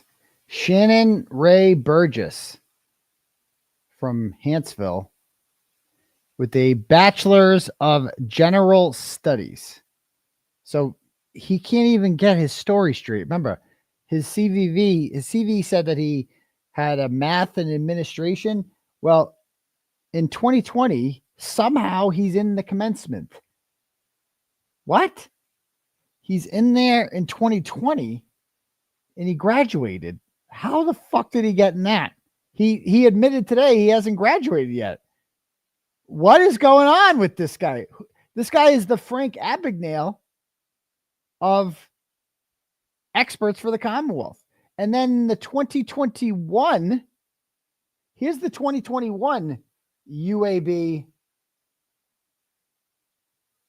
situation. Let me find it. Wait, what page is this on? This is on page 51.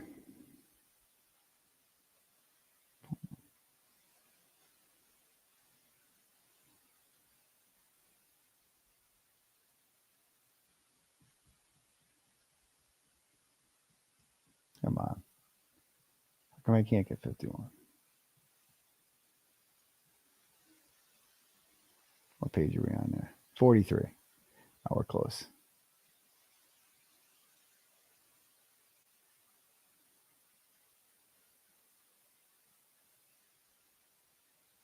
Bachelor's of General Studies, Shanon Burgess. So he graduated in 2021 as well as 2020. Except he testified today he hasn't graduated at all. So why does he keep getting listed in the commencement exercises at UAB, a school he can't possibly be enrolled at, right? Because he said he started there in 2008 is when he graduated from high school. So why is he, what's happening here? Like, this makes no sense. And all right, let me pull it up here. What do I do with it?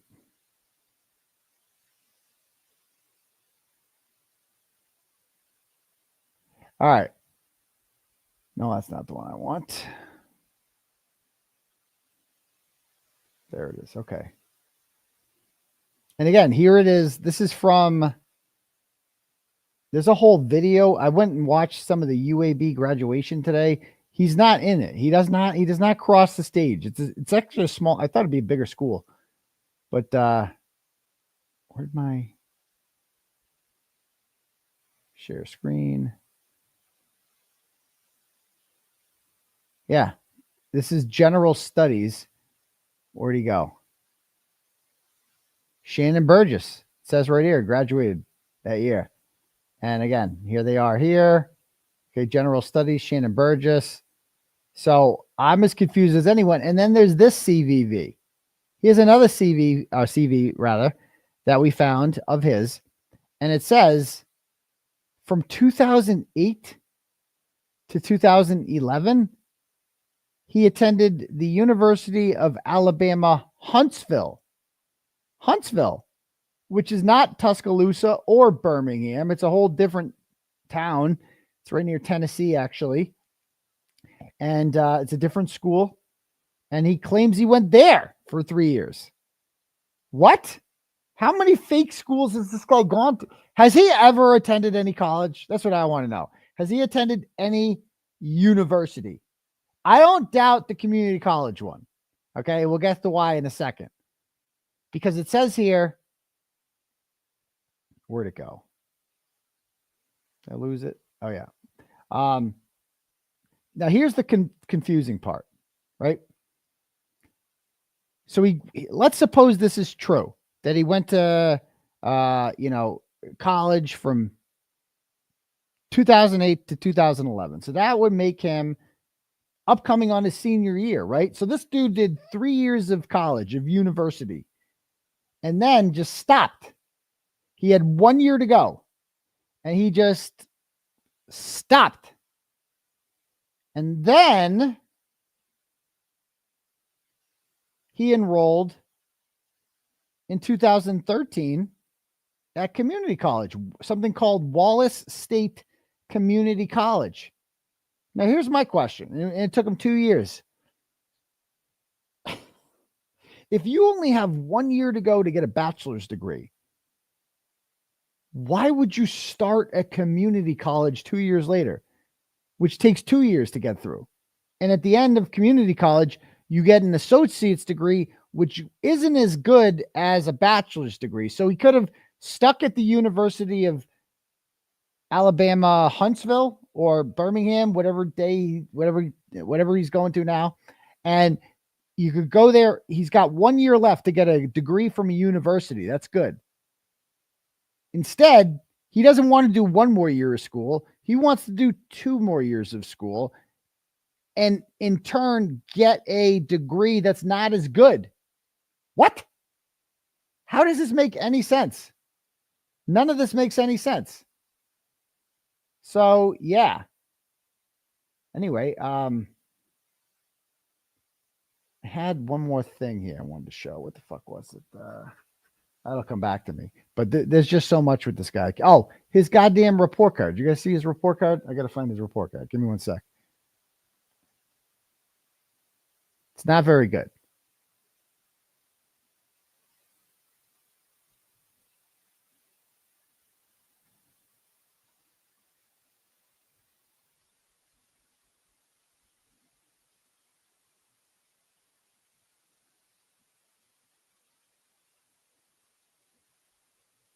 So here is his report card from community college.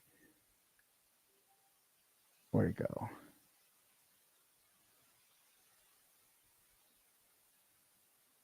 How come I can't? Where's my screen go? I have too many goddamn screens open. There it is. Okay. So Wallace State. Okay. He's got an associate's degree in applied science. His GPA is a solid 2.9.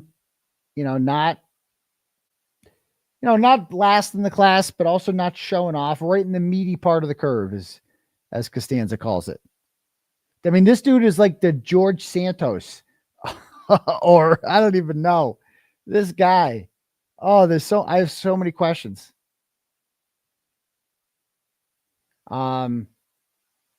And let's see how he did in his classes. Okay. So Gen Ed classes. English comp. Public speaking, he got an A. That's good. He got a C in Miss Computer Applications on microcomputer applications, which is really the only thing I see here that applies to what he did today. Okay, major required courses: computer logic and programming, network communications, intro to info highway, intro to web development. Okay. Server administration, you got a C.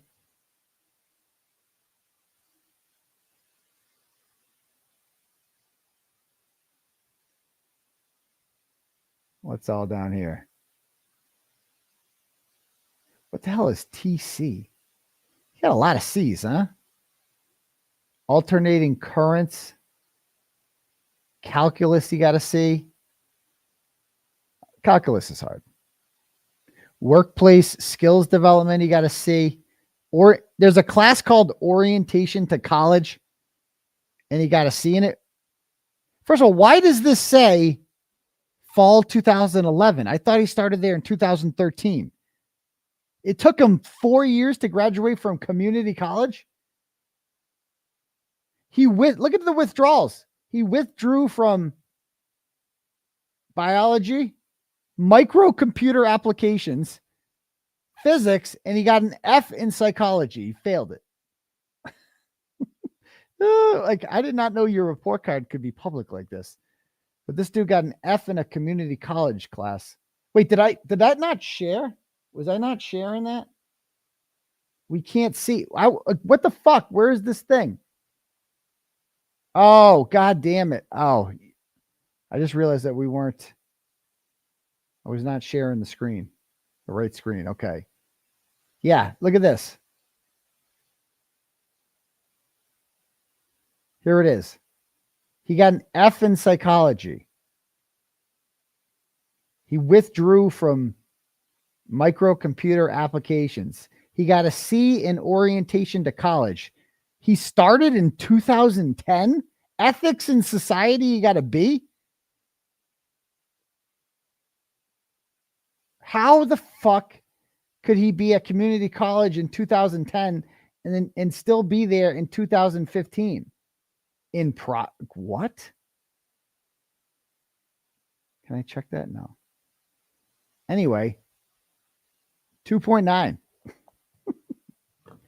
Oh, the check mark means complete. All right. So that's good. He was complete. He got his. Okay. So good for him. All right. How do I stop my screen? All right, cool. All right. Anyway, back to that's that. Let's go back to the testimony and see what else he's got to say. Paper, Your Honor. Yes. I have the next document bar. It's for identification at this point. To describe that any further. Yes. So it's a copy of my CV. Is that a CV you prepared, sir? It would have been prepared by myself or Aperture. Yes. Or Aperture. I'm sorry, I didn't hear the end. Sorry, it would have been prepared by myself or Aperture. You got to yes. be an Aperture. Yourself or Aperture. Correct. But you had, at minimum, a role in preparing that, did you not? More than likely, yes. Yeah, and you would have reviewed that because it's More than about you likely. before it would have been used by Aperture, correct? More than likely, yes. You wouldn't let somebody put a CV up and out to the public without you reviewing it, would you, sir? So there are other staff members that do review and Oh, update CVs. But you're the only one who's going to know whether what's on it is accurate or not, correct? Unless I explain that to them, yes. So either way, either you prepared it yourself or you interacted with somebody and explained it and collaborated with them to make sure it was right to the best of your ability, correct? Correct.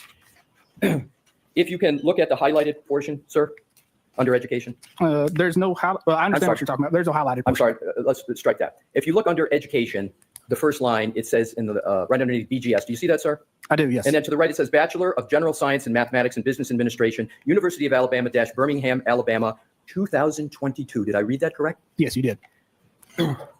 And up in the upper left-hand corner, there's a photograph.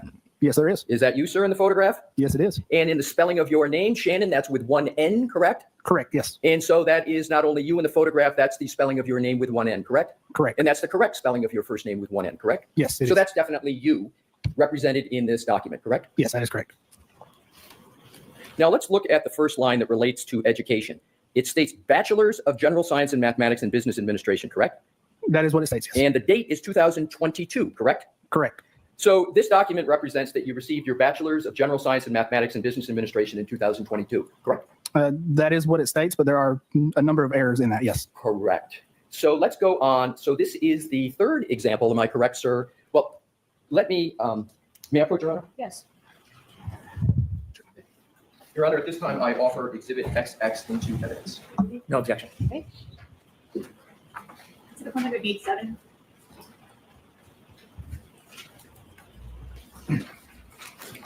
Website. I do not know. I would have to look and check that. Sir, is Exhibit 187 a CV that is linked directly from Aperture's website? I do not know. I would have to look and check that. So as you sit here today, you are not able to state whether that CV is linked directly from Aperture's website? Correct.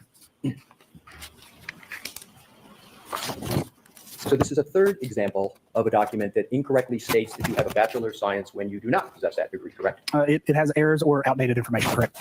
Well, when you say outdated, how is it that you can call a date outdated next to something that you don't possess? I don't understand your question. Well, you just use the phrase either incorrect or outdated. I love this. I love like this, that when he said that it's outdated. What do you mean outdated? Outdated means like something you have to update, like something that changes.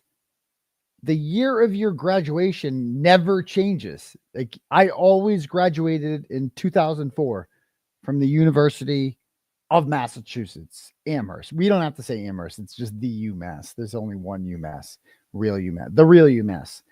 So I don't need to update that over time. Like every year, next year, it will be 2004. The year after that, it'll be 2004.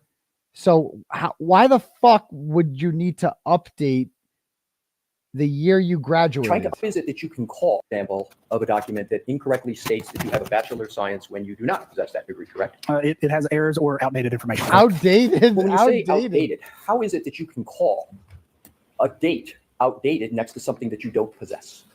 I don't understand your question. Well, you just use the phrase either incorrect or outdated. I'm trying to understand Yeah, his your statement hair. that it's Sure. So outdated. Isn't it either you have a Bachelor of Science degree or you don't? Is it?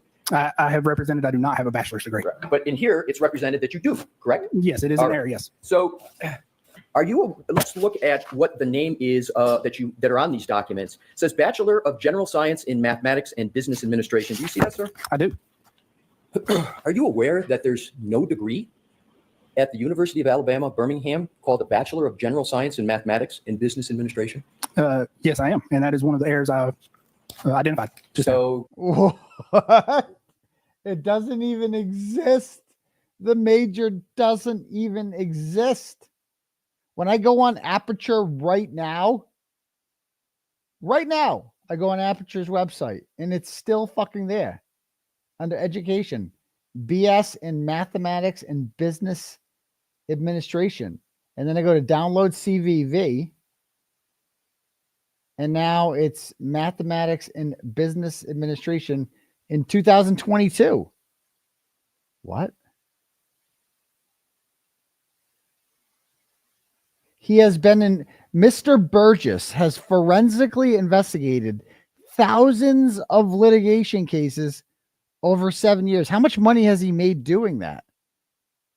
Including accident reconstruction, distracted driving, insurance fraud, employee misconduct, data exfiltration, IP theft, harassment, and many other issues. He is a frequent speaker at industry events, published in professional publications. What? Dude, he's just... Hank Brennan went online and saw this, and he's like, yeah, sign me up. Not realizing this guy is completely full of shit. He's just completely making it up. You would agree that there's not even a degree called Bachelor of General Science in Mathematics and Business Administration offered at the University of Alabama, correct? Correct. That should be Bachelor of General Studies with minor in Mathematics and Business Administration. And what you just articulated, you do not possess as you sit here today, correct? That is correct. What you possess is an associate's degree, correct? Correct. And when did you obtain that associate's degree? So that would have been 2015.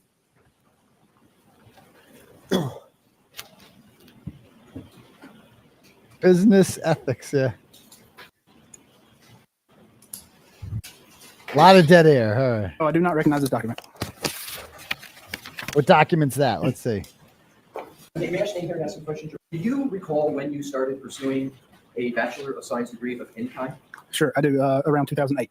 So you 2008. started pursuing a Bachelor of Science for the first time in 2008, correct? Correct.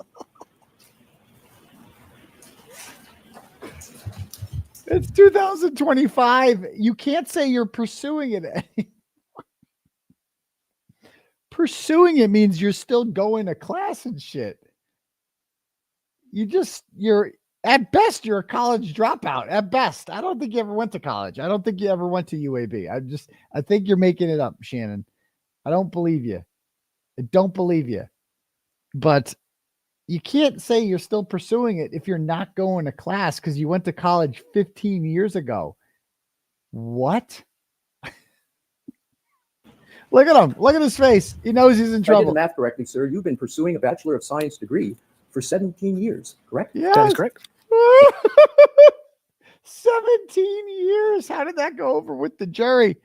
That is correct. I have been working on it for 17 years. Like Howie said, like Pluto from the Animal House got it done faster than that. Oh my God. Oh, my friend Brian went to UMass for like at least 6 years. Like we used to go back there and visit him. Like he was not graduating on purpose because he didn't want to leave UMass. Just didn't have it in him. Didn't want to get a job and go to the real world. So he just kept, I think he was failing classes on purpose. Maybe. I don't know what the fuck he was doing, but we always had a house to visit for like 2 years afterwards.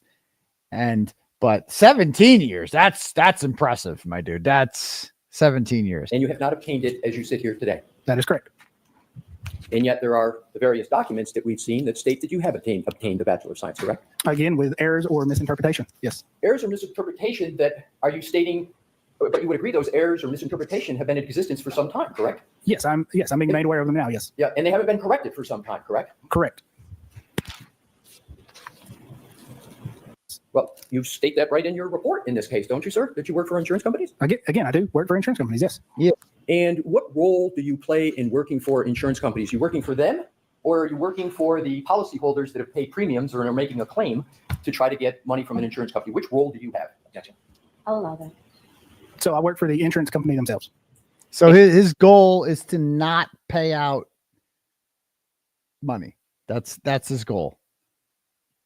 If you get in a car accident, he wants to find some way. His job is to find some way that the insurance company doesn't have to pay, right? That you're responsible and the insurance company is not. That's his job.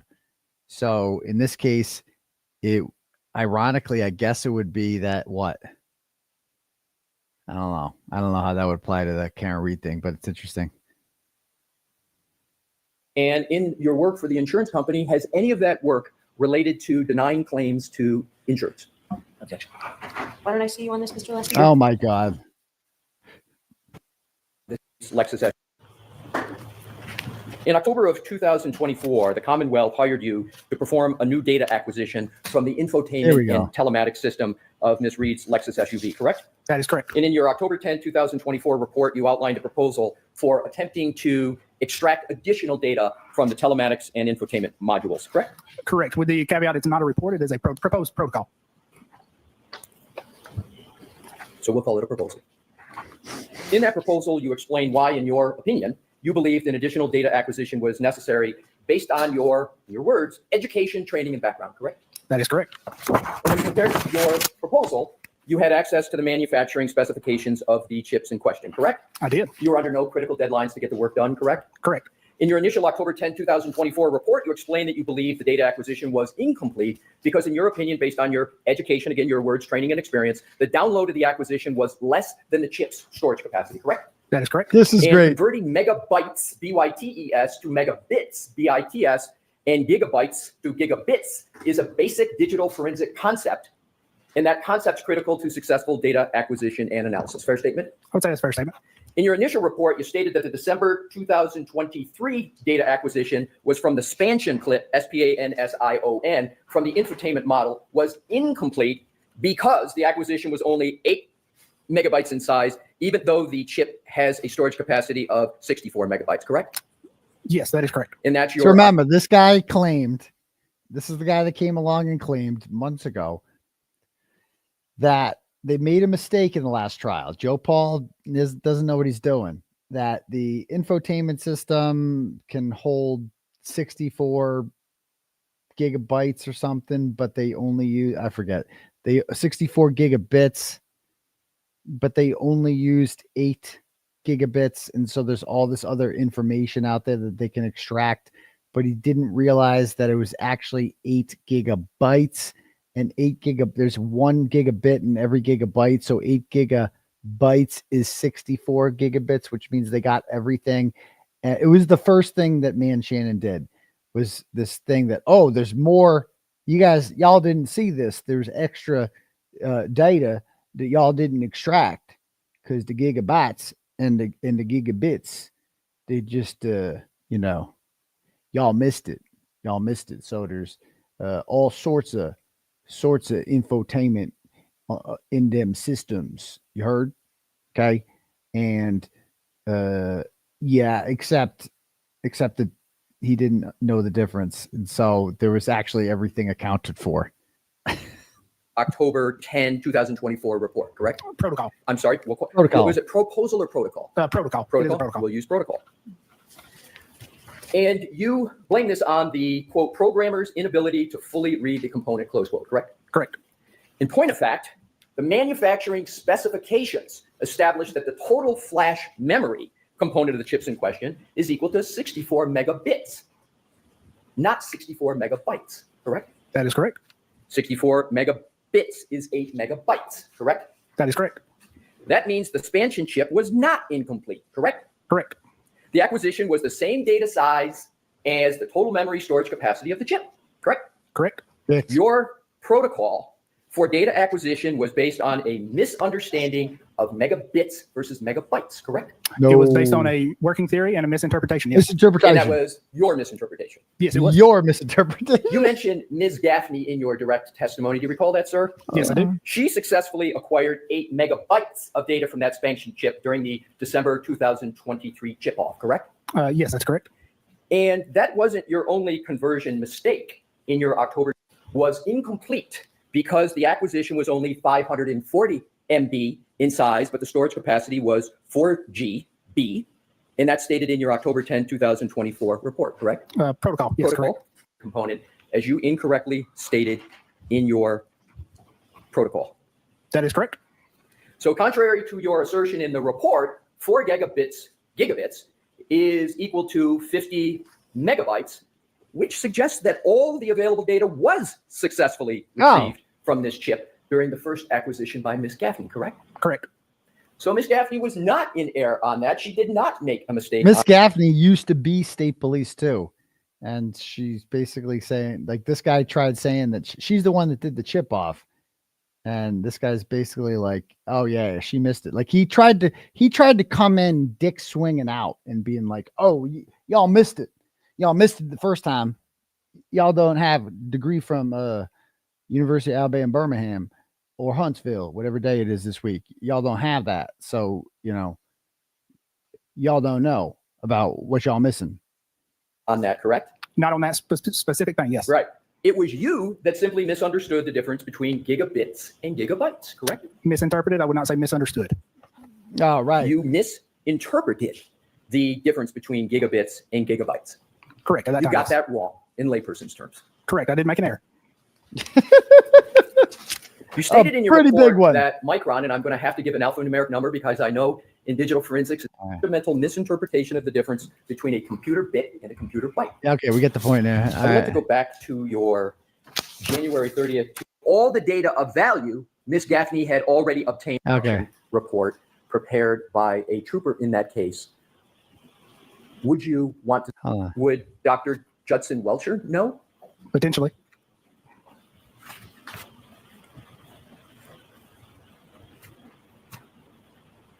Your analysis, I want to move on to another category, sir. You numerous materials in connection with your analysis in this case, correct? I did review materials, yes. You did not review the January 29, 2022 CARS report by, well, let me put it this way. Did you review the January 29, 2022 CARS report prepared by Trooper Paul? Yes. No, I did not. Do you know what a CARS report is? I do not. Do you know that a CARS report was prepared by Trooper Paul for this case? No, I do not. If there was a collision analysis and reconstruction report prepared by a trooper in that case, would you want to see a document such as that? No, not for my analysis. Would somebody at Aperture want to see that document? Objection. I'll reword. Are you familiar with collision analysis and reconstruction reports prepared by law enforcement agencies? I am vaguely familiar, yes. Vaguely familiar? Have you ever used one in your, considered a collision analysis and reconstruction report as part of the work that you do at Aperture? Not specifically a collision analysis report from law enforcement. We do routinely see crash reports. Massachusetts State Police dated July 24, 2024. No, I'm not. Do you know whether Trooper Paul is part of the Massachusetts State Police reconstruction team? I do not. And lastly, do you know whether he's part of the reconstruction team in this case? I do not. No. I do not. Did anybody tell you to avoid reviewing a collision analysis and reconstruction report in this case? No, they did not. No. You did, however, review the 2024 testimony of Trooper Nicholas Guarino in the proceeding of last year, didn't you? I did for specific data, yes. So that's not really science and data, is it? It's testimony. Yes, it is testimony. So you did review materials in this case beyond did. science and data, correct? You reviewed testimony. Sure, that is common, yes. Theory that he proposed in the first proceeding, correct? Hold on. Okay. Having reviewed Trooper Guarino's testimony, you therefore are aware of the theory that he proposed in the first proceeding, correct? It was in his testimony? Objection. I'll allow that. I'm not. So specifically, I reviewed Trooper Guarino's testimony for information related to the infotainment and telematics modules. So did you read all of the testimony? No, I would have skimmed it. You would have skimmed the testimony? Correct. And how would you, and what would be the purpose to just skim it? Sure. So I'm only interested in the information related to the infotainment and telematics modules. So I want to make sure I have this right. So you would skim it, you would look for what you want to focus on, and as you sit here today, you don't have any recollection of what the theory of the Commonwealth was in the first proceeding? Not from that testimony, no. Do you recall Trooper Guarino as part of what you reviewed? So you reviewed certain things of Trooper Guarino in his testimony, correct? Correct. And in your direct testimony, you testified extensively about the iPhone of John O'Keefe, correct? Correct. And you looked at and testified about a lot of information from the phone of John O'Keefe. Is that a fair statement? Location data. Location data. Did you read, therefore, Trooper Guarino's claim that the last... Oh, Why yeah. don't I see it sidebar? Okay, sidebar. Why don't I see it sidebar so we can secretly discuss? I'm trying to do this without hitting out of the courtroom.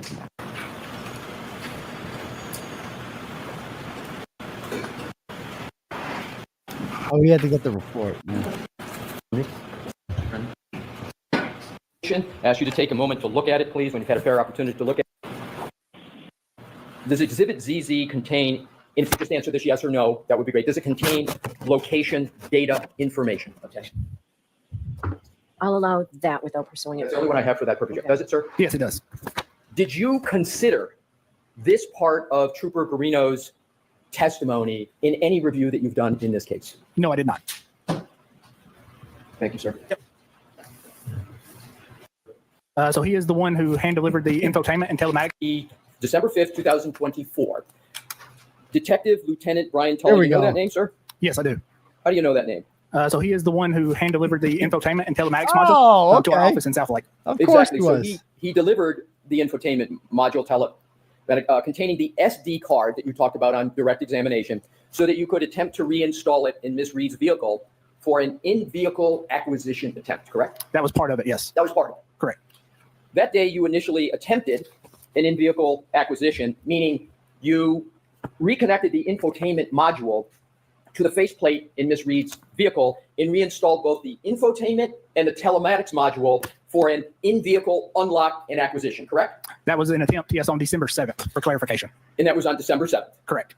And that was December 7th of 2000. The vehicle that Aperture has purchased. So Aperture purchased it, and it's a vehicle, as I understand, you testified, that's similar to the vehicle of Ms. Reed, correct? Correct. And so you call it an exemplar because it's similar to the vehicle in question, correct? Correct. Correct. So I'm going to Totally is continue all using your over this parlance of case. exemplar vehicle. And vehicle acquisition, not for an unlock. Okay, so and test the infotainment and telematics systems, correct? Correct. On Ms. Reed's Lexus, you were able to get the infotainment backlight and faceplate to illuminate, but in your own words, the infotainment system did not respond as expected, correct? Ooh. Correct. So instead, you took the micro SD card itself and attempted to retrieve data from that card directly, correct? Correct. Thought it was appropriate to access those cards. Do you know whether or not they would have them unlocked? You know. I do not know. Now, All right. 2020. So we'll listen to some more of this tomorrow. I'm just pretty exhausted. I'm not gonna lie.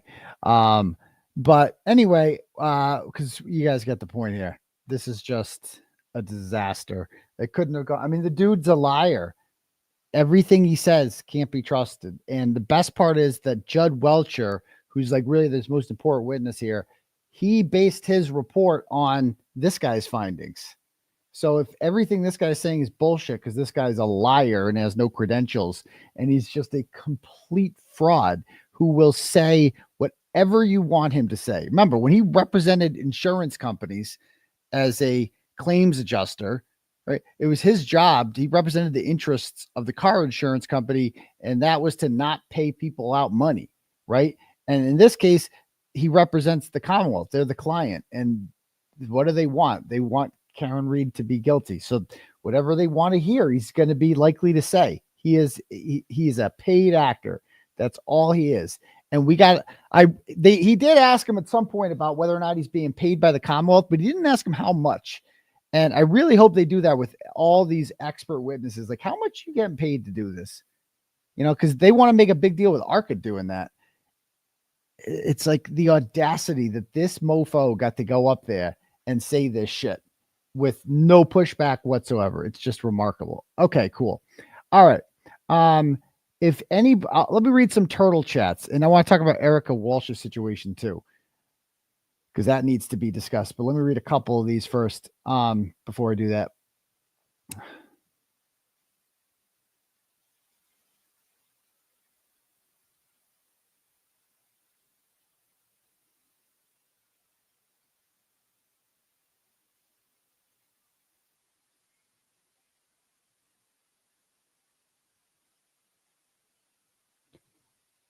Okay.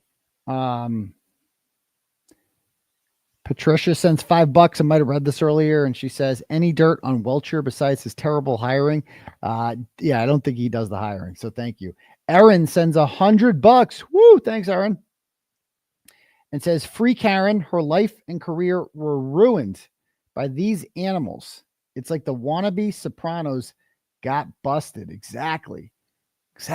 And I went off on this yesterday. I'm just so sick of hearing that. Well, yeah, Karen Reed's innocent, but she's not a good person. I don't really want to hang out with her and blah, blah.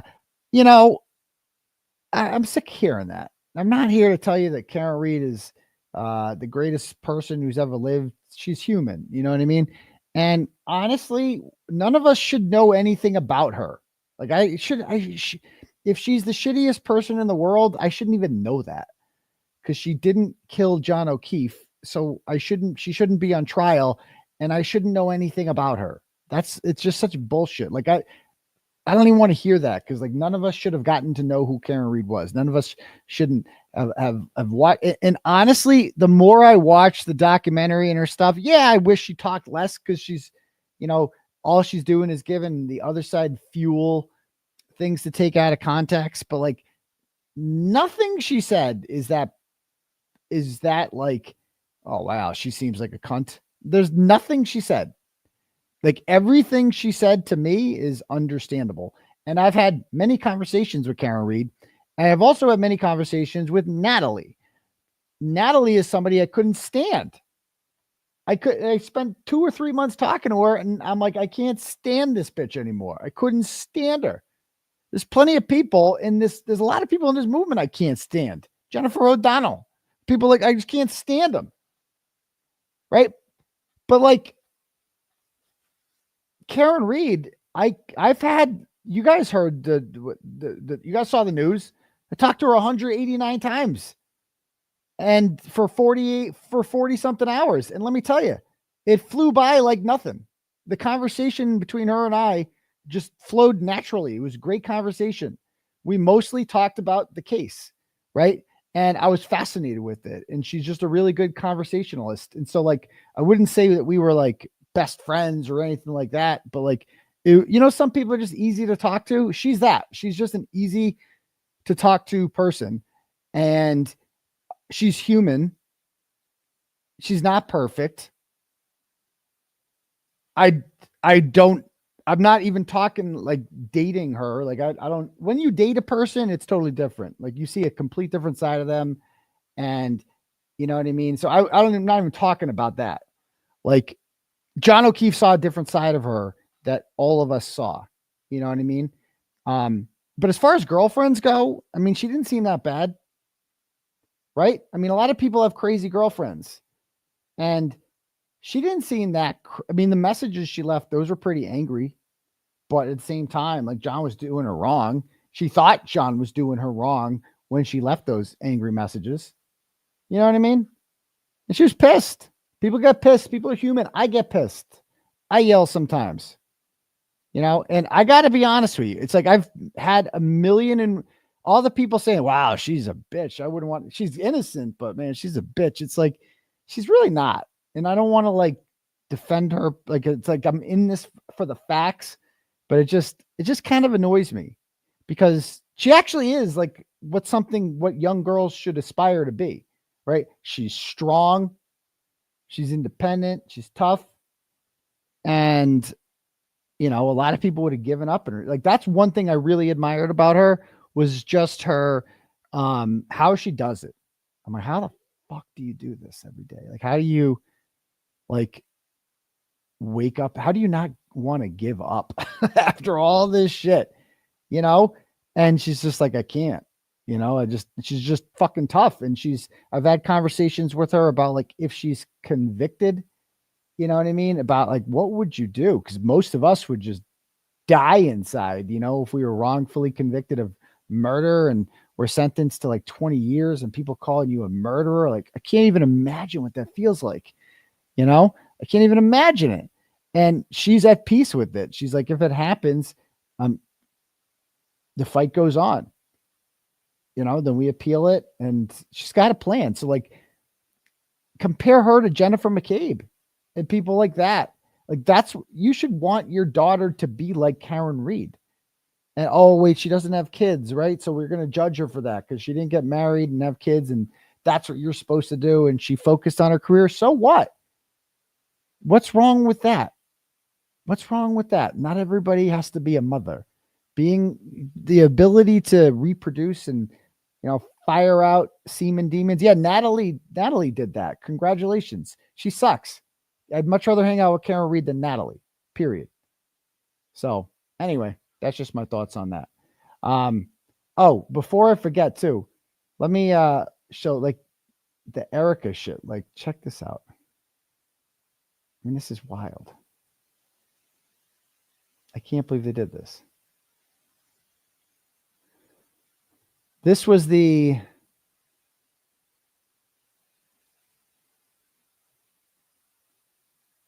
so Erica wore this sweatshirt, the Microdot sweatshirt that says criminals control Norfolk County. That doesn't say anything about Karen Read on it. Nothing.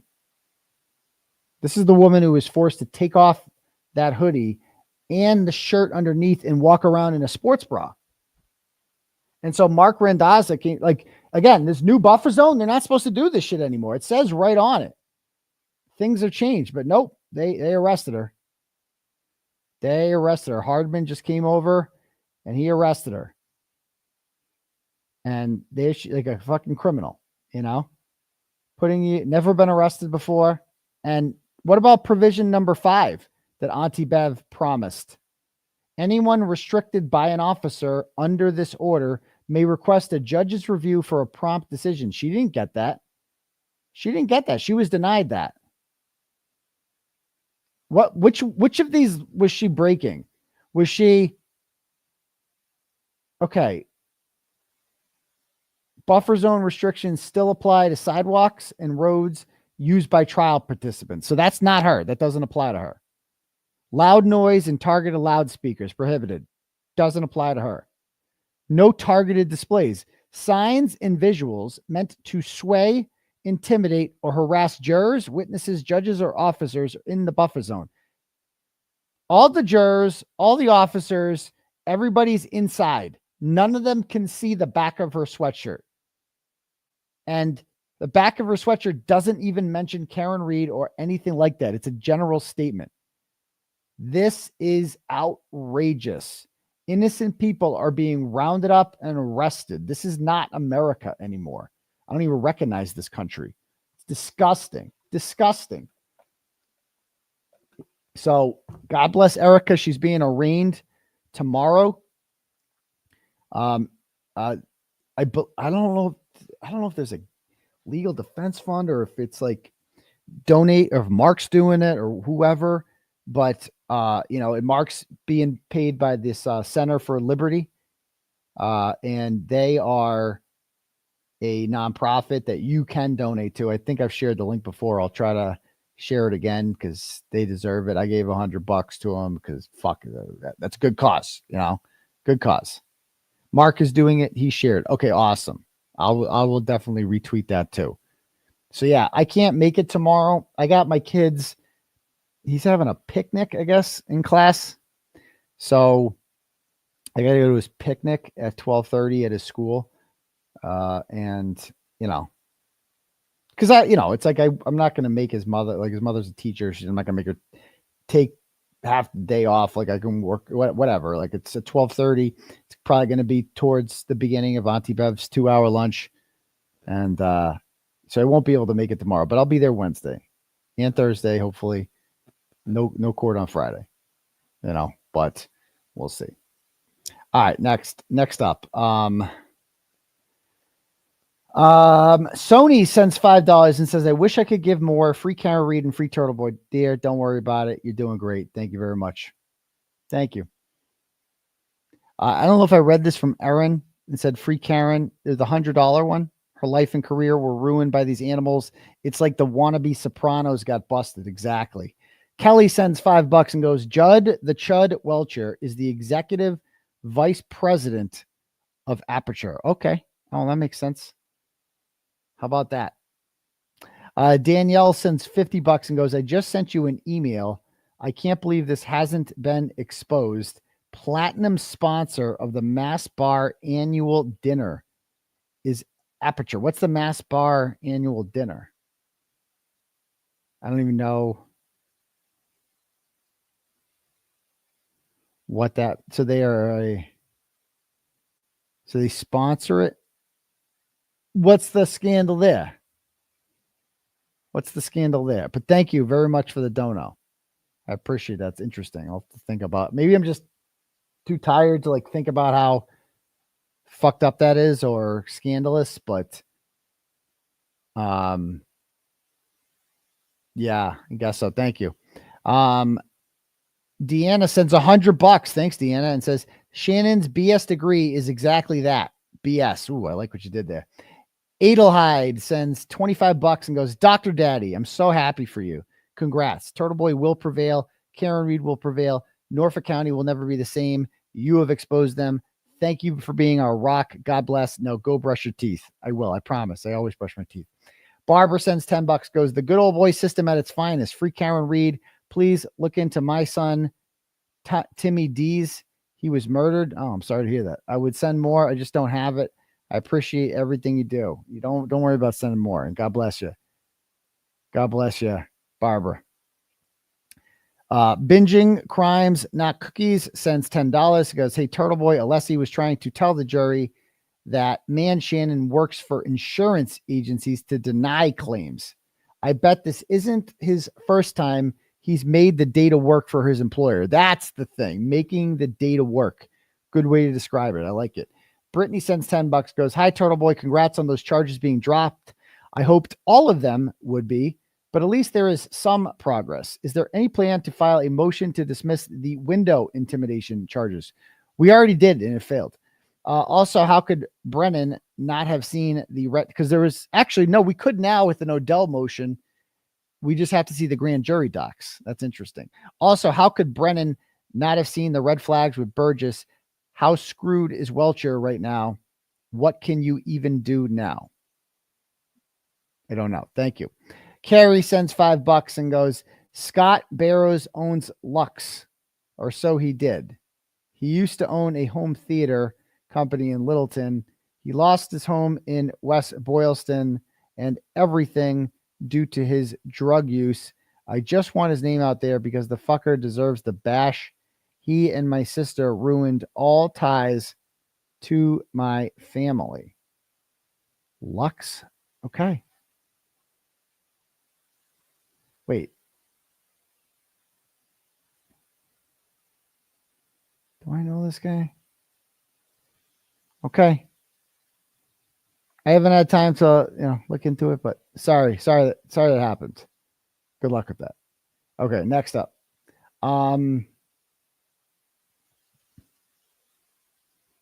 Emily sends $5 and says, from Buffalo, I wear my Free Karen Reed shirt frequently. It's amazing the amount of people who support her and know her story here in Buffalo. Nice. Free Karen Reed, free Turtleboy, and go Bills. You guys better hurry up and win that Super Bowl because Patriots are coming back. And that's your only chance is when we're down. I hope you guys do it. I hope Buffalo finally gets a Super Bowl win, but what the fuck? You guys got to beat Kansas City first. Come on. Everyone's rooting for you. But thank you. Kimberly sends $10, goes, did the defense ever use the pictures of Jen's car parked in front of Proctor's house? Will they? I don't think they have I don't think they have. Holly sends $25 and says, please read to everyone the donation story I sent via email. You and Karen Reed are heroes to many. I hope you know through all of your suffering, it has not been in vain. Well, thank you, Holly. And she says, she sends a little story here. And it says, the Turtleboy dinner. People have been telling me since I was a 4-year-old. This is a donation to Karen Reed from Carissa Thomas. And says, people have been telling me since I was 4 years old that I will make an excellent attorney one day. My family still tries to push me toward that goal. Instead of going to college at 18, I was elbow deep in heroin addiction. I'm proud to say I'm 13 years sober because of you and your case. I have finally made the leap, and I am beginning the journey to obtaining a bachelor's degree and getting accepted into law school. I'm 38 years old. Scary venture for me, but if it can help even one person, it will all be worth it. So there you go. Aidan is my spirit animal. He says everything I'm thinking. He has the confidence to express my thoughts. I've been inspired by both him and you to make my dreams come true, to push myself to full ability. Well, thank you very much. I appreciate that. Thank you, Holly, for sharing. Okay, next up. Kimberly sends $10 and goes, did the defense? No, I read that. Emmy, holy shit, sends 250 big ones. Thank you, Emmy. And says, Hank, since you are watching, do you look in the mirror and not puke? Do you kiss your wife with that mouth? Do you think any good person buys your gaslighting BS? Have the life you deserve. P.S. Love you, Turtleboy and Karen. Fuck the Commonwealth. Well, thank you, Emmy, for your generous donation. Kelly sends $5 and goes, remember when the antis were boasting how the tech stream data was going to be the thing that convicted Karen, when in actuality, 𝗫𝗄𝗃 got him to admit that there was no extra data that was missed, except somehow they have the exact time that data was missed the first time. He says he's got no extra data, but yet he has this extra data, almost like he's just making it up. It is evidence is a fucking graph at the bottom. Like, I haven't seen any software that's extracted data showing, like, I haven't seen that yet. Thank you. Josephine sends $5 and goes, from Flaming Chickie reported on X that Jonathan Hall, that Hanky could rest tomorrow. Really? Jonathan Hall said that? I got to see this. From WHDH. Jonathan, imagine they rest tomorrow. Come on. That would be, there's a lot of witnesses they have not called. Wow. Court is done for the day. I'm hearing Hank Brennan may rest his case Tuesday or Wednesday. Wow. Wow. I don't think he's proven that John O'Keefe was hit by a car. I just don't see it. Thank you. Michael Cameron sends $5. Goes, Shanon Burgess looks like Colonel Sanders. That should be his new name. Sorry, he'll always be Man Shannon. But thank you. Nicholas sends $10. Goes, there's nothing the Commonwealth can do to help themselves. Always a loser. Fat fuck Morrissey is a sloppy loser. Hank is a fucking nerd. They will always lose. Yes, they will. Justin sends $10 and says, so if I'm a juror, I'm thinking, why would Karen go back to look for John if she meant to intentionally hit him because she was mad or whatever? This case should be not guilty. Correct. Steve sends $50 and says, who has better hair, Lally or Man Shannon? It's Lally. It's not even close. Nobody has worse hair than Man Shannon. He's got, his hair comes with its own yarmulke. That's all I know. Shannon with 1 degree. Shannon with 1 degree sends $10 and goes, this is all a simple mistake. Do you have a bachelor's degree? Man Shannon. Sure. I see. Okay. Gotcha. Justin sends $10. No, I read that one. Suzanne sends $10 and goes, experts are paid by the hour. A scope of work is done with the tasks and hours, and anything more requires written approval of both parties. Okay. Thank you, Suzanne. Gray Space sends $5 and goes, Mansham never explained that he knows that the power on event at 12/12/36 is the same as the start of key cycle 1162. He admits that the key cycles still don't have actual timestamps. So how does he know he is using the correct start time for key cycle 1162. Exactly. They don't. The key cycles still don't have. I have not seen anything in the tech stream data that has shown that he reversed 24 miles an hour and 62 feet at exactly 12:31. I haven't seen it. I don't. Anyway, I mean, Joe Paul did much better. If this is all this guy's got, we'll see. Roast beef Ronnie has been forgotten in all this since $10. It goes, man, Shannon is the nerd at the bar who creeps chicks and says he's in Weezer. Congrats on your victories today. Thank you. Steve sends $50 and goes, I already read that one. The man Shannon, the hair pull. Okay.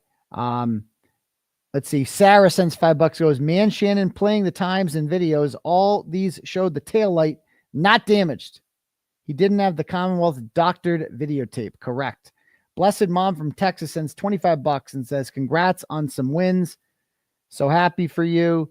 Also tell Erica Walsh she's a badass and has my support. We need your prayers for my daughter Regan. She's 10. Long story short, she was touched by a pedo. Yikes, sorry to hear that. In our community pool in 22. While he did what he did to my daughter, he was on bond for raping a little boy. Yikes. Tomorrow he's pleading guilty to all charges. In June, he's pleading to Regan's. Just need love and prayers. Well, you're in my thoughts. I'm sorry to hear that. That sounds horrific. Thank you. Blessed Mom from Texas, Lisa. And I hope he gets the justice he deserves. Mike Oxmore, I see what you did there, says $5 and says, yes, it's true. But as an educated digital forensic analyst, I can tell you there is absolutely zero error in the Lexus clock as it is set via GPS, which is based on a fucking atomic clock. Okay, thank you. Shannon's Edumacation sends $5 and says, finally figured out Brendan's voice, Snidely Whiplash. Look it up. I will have to do that. Wallace sends $10 and goes, we've taken to calling him Man Bangs. Thank you. Nicole sends $5 and goes, as bad as Shannon was today, he seems like a nice guy who had no idea what he signed up for here. Slimy Spanky should have prepared him for what he was coming. You know, I'm with you on that, and I'm also not with you, Nicole. I think the Southern accent just makes you think he's nice. And he does. You know, I think all Southern people sound nice. They all do. Because they're so, in Midwestern people too, they all sound nice and swell. Every single one of them. They all do. And he's like, what gets me is that he's got kids. Like the little kids. I did not know that. I mean, that's tough. I can't, you know, I bet you his kids love him. But at the same time, he's got no ethics. Well, he's a liar for one. But it would be one thing if he was like scamming insurance companies or something like that. It's like he's scamming Karen Reed, her freedom. He's trying to send an innocent woman to jail, and that is not okay. That is unethical. So he deserves the dragon that he's getting. He deserves this. Like, this was a wake-up call from Man Shannon. He's been lying his whole life, and it's catching up to him, you know? So thank you for that. And that's true, you know?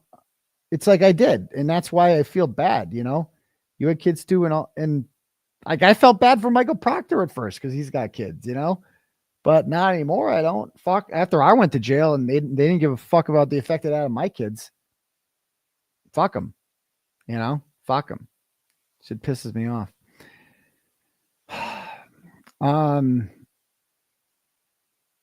Samantha sends $10 and goes, how has Man Shannon not just gone full on me clean bald? Why hold on to that atrocity of a tuft of a hair? It's ridiculous. Plus, he did so much to discredit and prove Brennan lied about being surprised about the new report. He spoke with him on May 7th, saying the new report would be done so soon. He then submitted it the next day, which he admits he had never done in any previous trial. Submitted evidence during a previous trial. Exactly. AI Baby sends $5 and goes, I watched the DePietro live today. Hilarious. He was practically doing pirouettes the whole live, making sure you weren't behind him after the comment. Oh, that's too good. Thank you. Elizabeth sends $10, goes, today was a shit show for the Commonwealth. Totally unrelated. I looked at my phone log and my phone has all my calls since July 2024 till now. That's over 1,200 calls that my phone has never deleted magically. That's true too. Didn't Jessica Hyde say like after 200 calls, everything deletes? And it just so happens to be right at the time when they committed a murder and a body was found. It's so, I've never heard of that before. Never. Thank you. $10 for, no, I already read that one. Okay, let me refresh this. And I got some Cash Apps I need to read.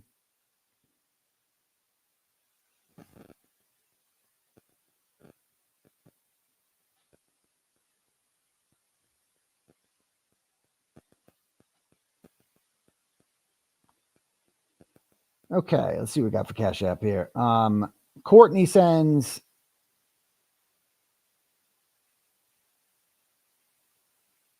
what is this? Courtney requested a $50 refund. And it says for daddy. So I don't know what the fuck. You want me to give you money? I don't get it. Okay. Thank you. Anyway. Megan sends $5 and goes, you always make my day. Free Tara Reid and free Turtleboy. Thank you very much, Megan. Holly sends $10 and goes, Shannon has a bachelor's in BS. I know. Isn't that so perfect? LMAO. Naomi sends $5 and goes, thank you, Doctor XOXO. Appreciate that, Naomi. Nina sends $10 and goes, seconds make minutes. How do seconds not matter? Idiot. Exactly. Yeah, whatever. We'll just round up, you know. Next up, Denise sends $5 and goes, you're killing my hubby on the Shannon commentary. I mean, it writes itself. Thank you, Denise. Thomas sends $5 and says, it was windy today. His Jew hat flew off on the way in. It stayed on. It looked like it was staying on, Thomas. ProHawk VJ sends $5 and goes, DePietro is the new Goebbels, Minister of Propaganda. Yeah, he really is Baghdad Bob. Holly sends $10, goes, if Shannon says it, it must be true. Works for him. Exactly. Christina sends $5.55 and says, the other Commonwealth says congrats on dismissed charges. Well, thank you, Christina. Holly sends $10, goes, imagine the lawsuits coming at Arpature. Holly also sends 20 and says, please take a group vote if Shannon shows up tomorrow. I think he's going to show up tomorrow. That would be fucking crazy if he didn't, but we'll see. Thanks. Melissa sends $5 and goes, do you think Chloe is still alive? I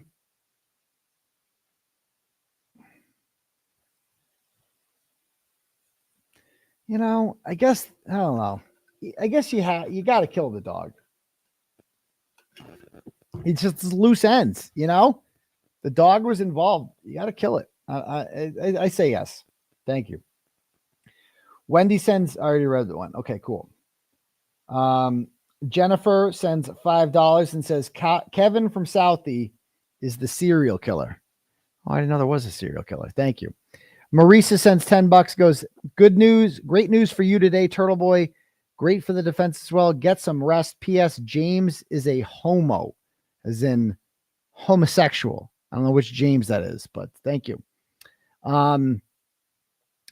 Lou sends $10, goes, if all the jury are young, I don't think they will take too kindly when Spanky aggressively crosses the amazing Dr. Russell, someone who could be their grandma. Exactly.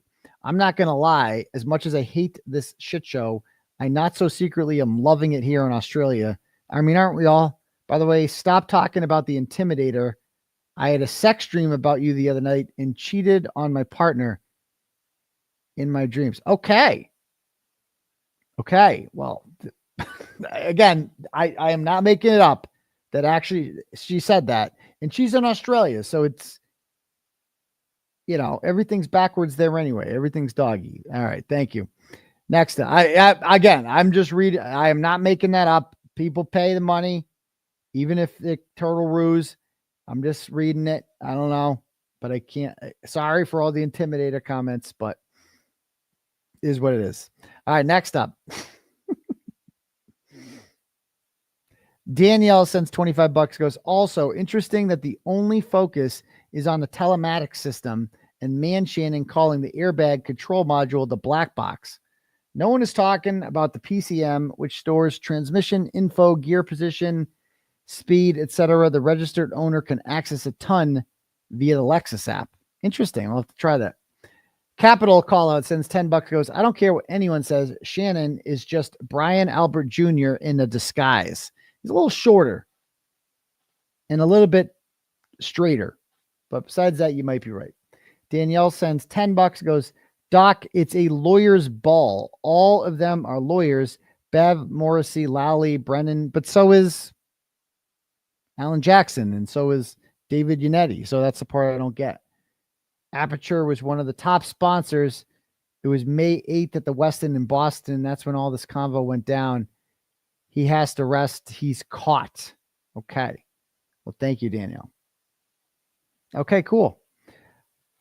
All right. Anyone else before we call it a night? Got anything to say? Good crowd. It's about a little over 10,000 at some points tonight. Nice to see it. We've had over almost 40,000. We've had 29,000 on Twitter. Nice. Nice. Suck on that, DePietro. You like that? Like that? All right, guys. Well, I am going to call it an evening. It's a little past 12 now, so I'm exhausted, and we'll see you guys all tomorrow for more Shannon. Imagine they rest their case, baby. Telling you, free camera read, just a couple more weeks, baby. The party's going to be dope. I got to get in the courtroom now. PC bum grease. It calls for data including calendars, alerts, reminders, notes, text messages, pictures, or videos from April 1st, 2023 through and including October 5th, 2023. 7 months.